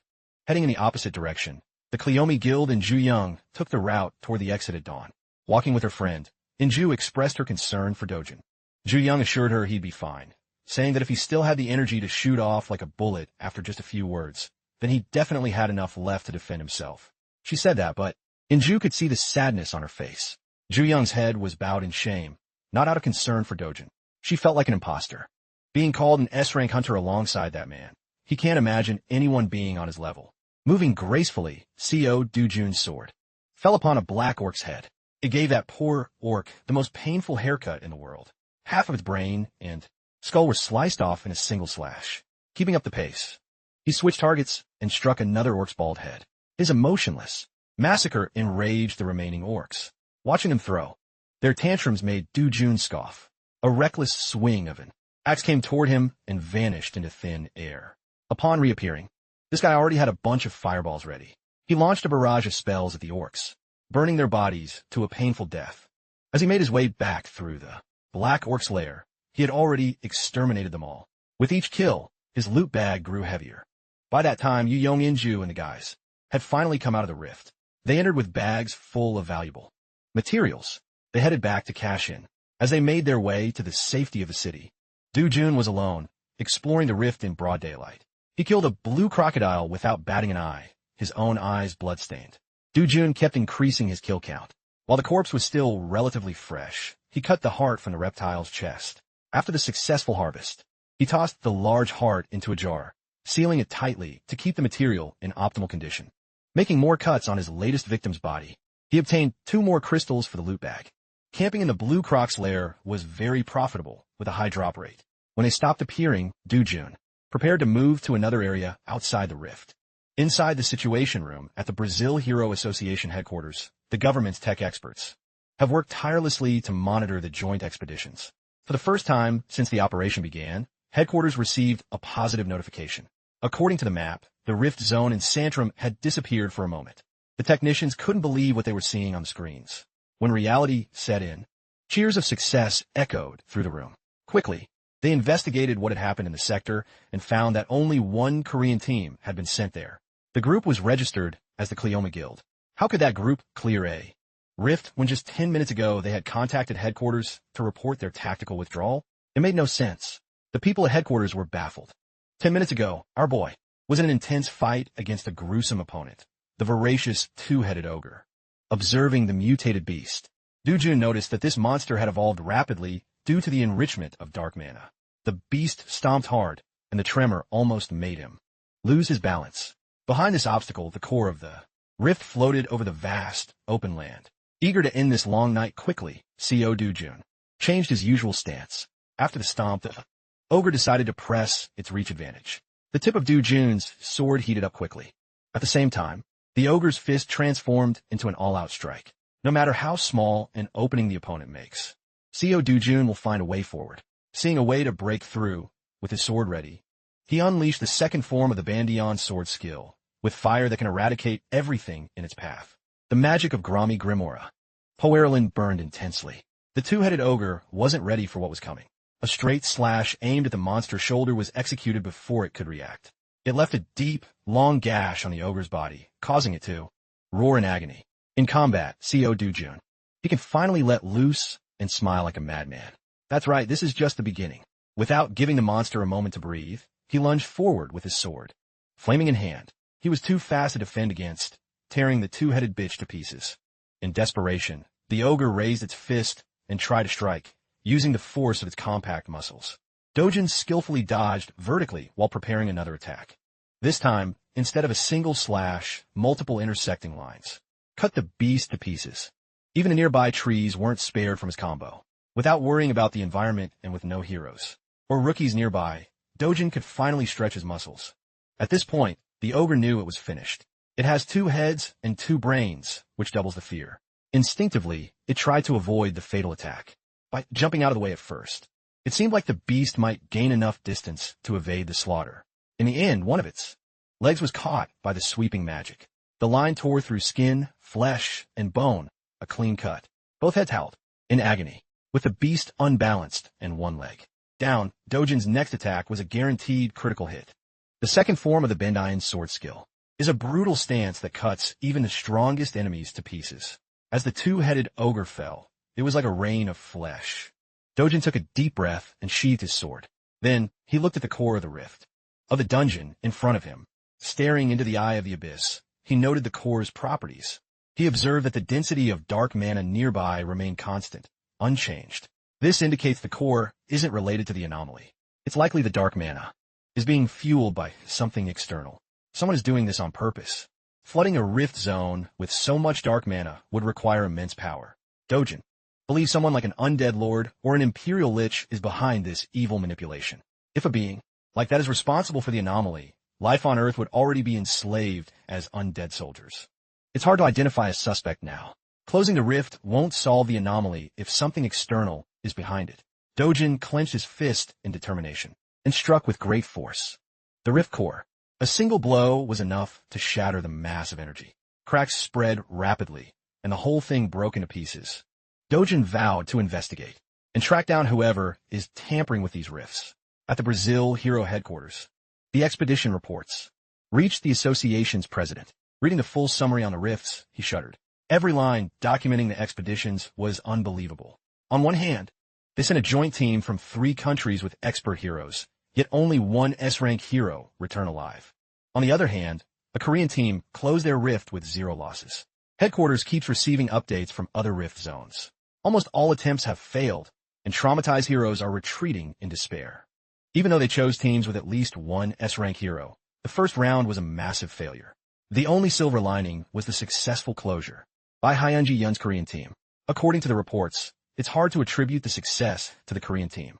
The president reviewed the file and examined the report from Sandrum. It said the rift closed after they exited the portal. It just didn't make sense. It's hard to understand how it closed. They need to hear what really happened from Hyunju. Luckily, she's already on her way to headquarters and will arrive soon. From a moment Yu-Yun and Inju's team left the rift until they arrived at headquarters.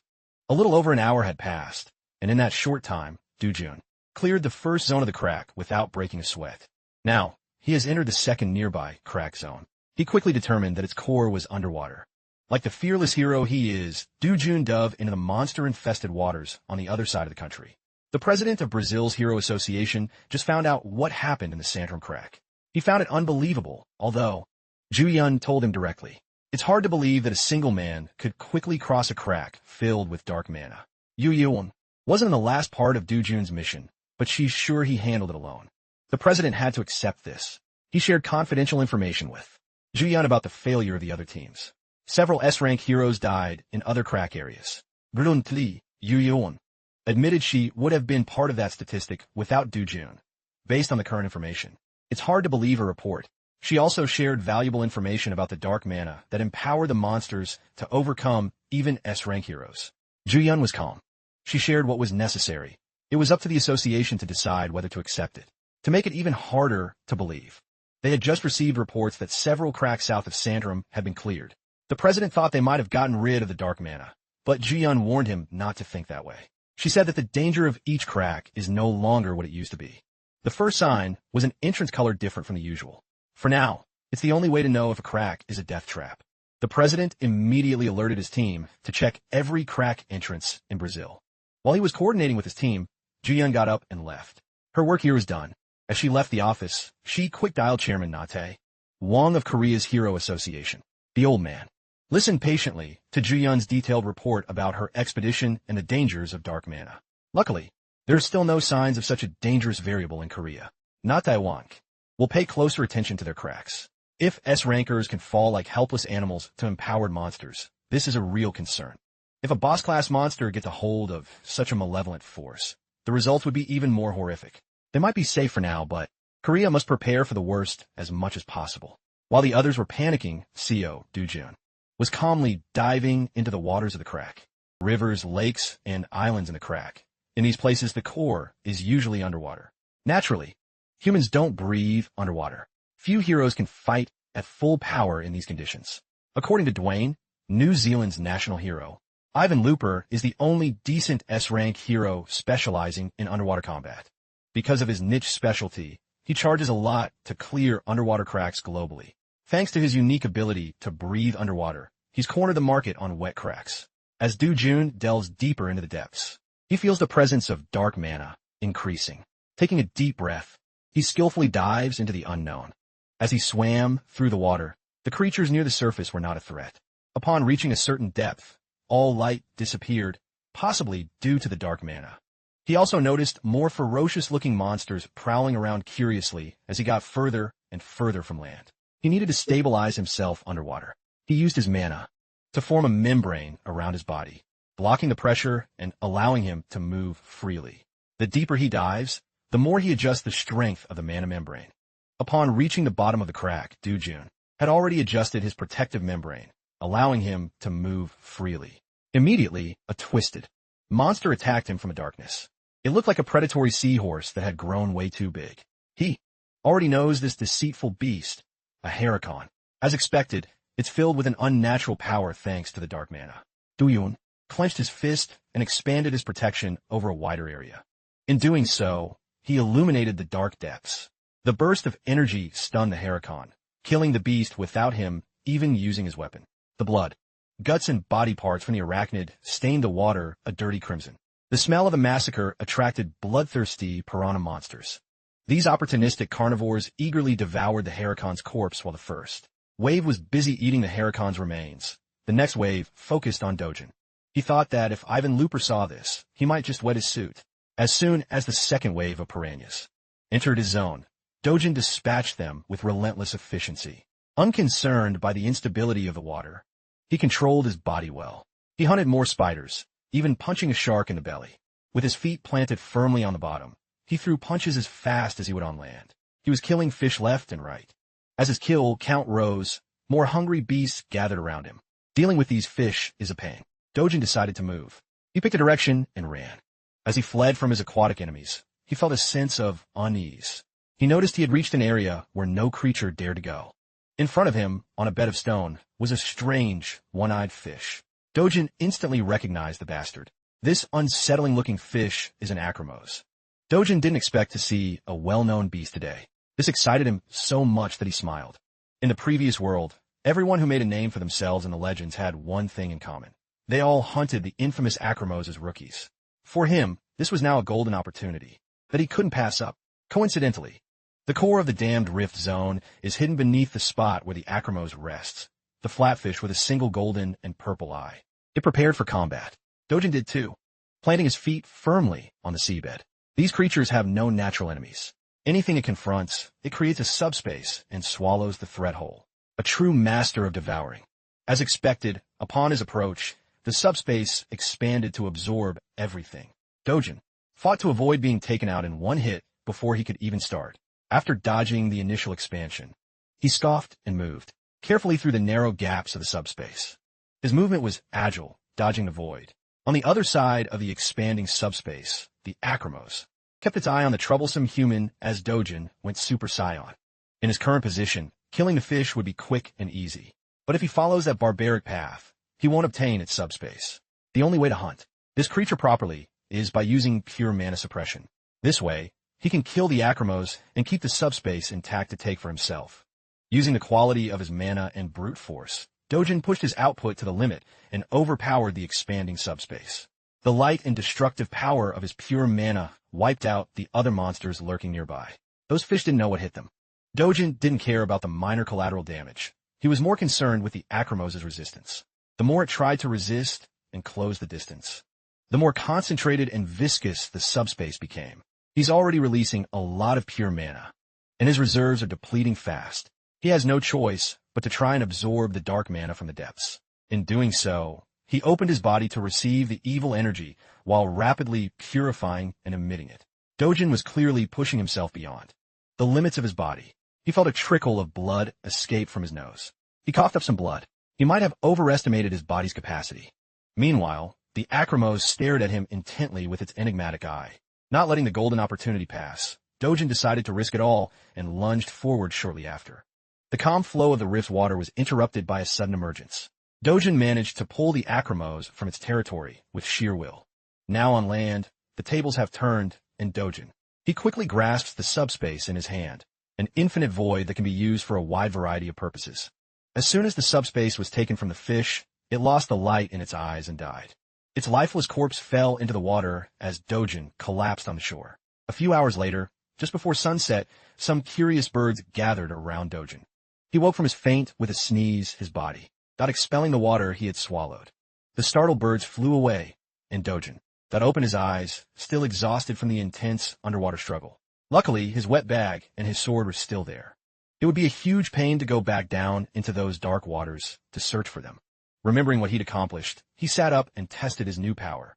First, he conjured pure mana around his arm and felt the massive increase. It was clear his mana capacity had grown immensely compared to before after fighting that flatfish and risking it all. It would have been worth it for this alone, but the greatest prize from that tough fight was his new, that subspace. It's the greatest achievement that he's gained from this trip to Brazil so far. He no longer has to carry his bag and sword. He can store them in the void, free from the burden of carrying his loot and weapon. Dojin stood up happily and stretched his limbs. He's already scored a huge haul in this rift. It's time to call it a day with the boss. That already defeated, he can close the rift quickly and head back to the hostel. A nice, productive day for a subspace thief.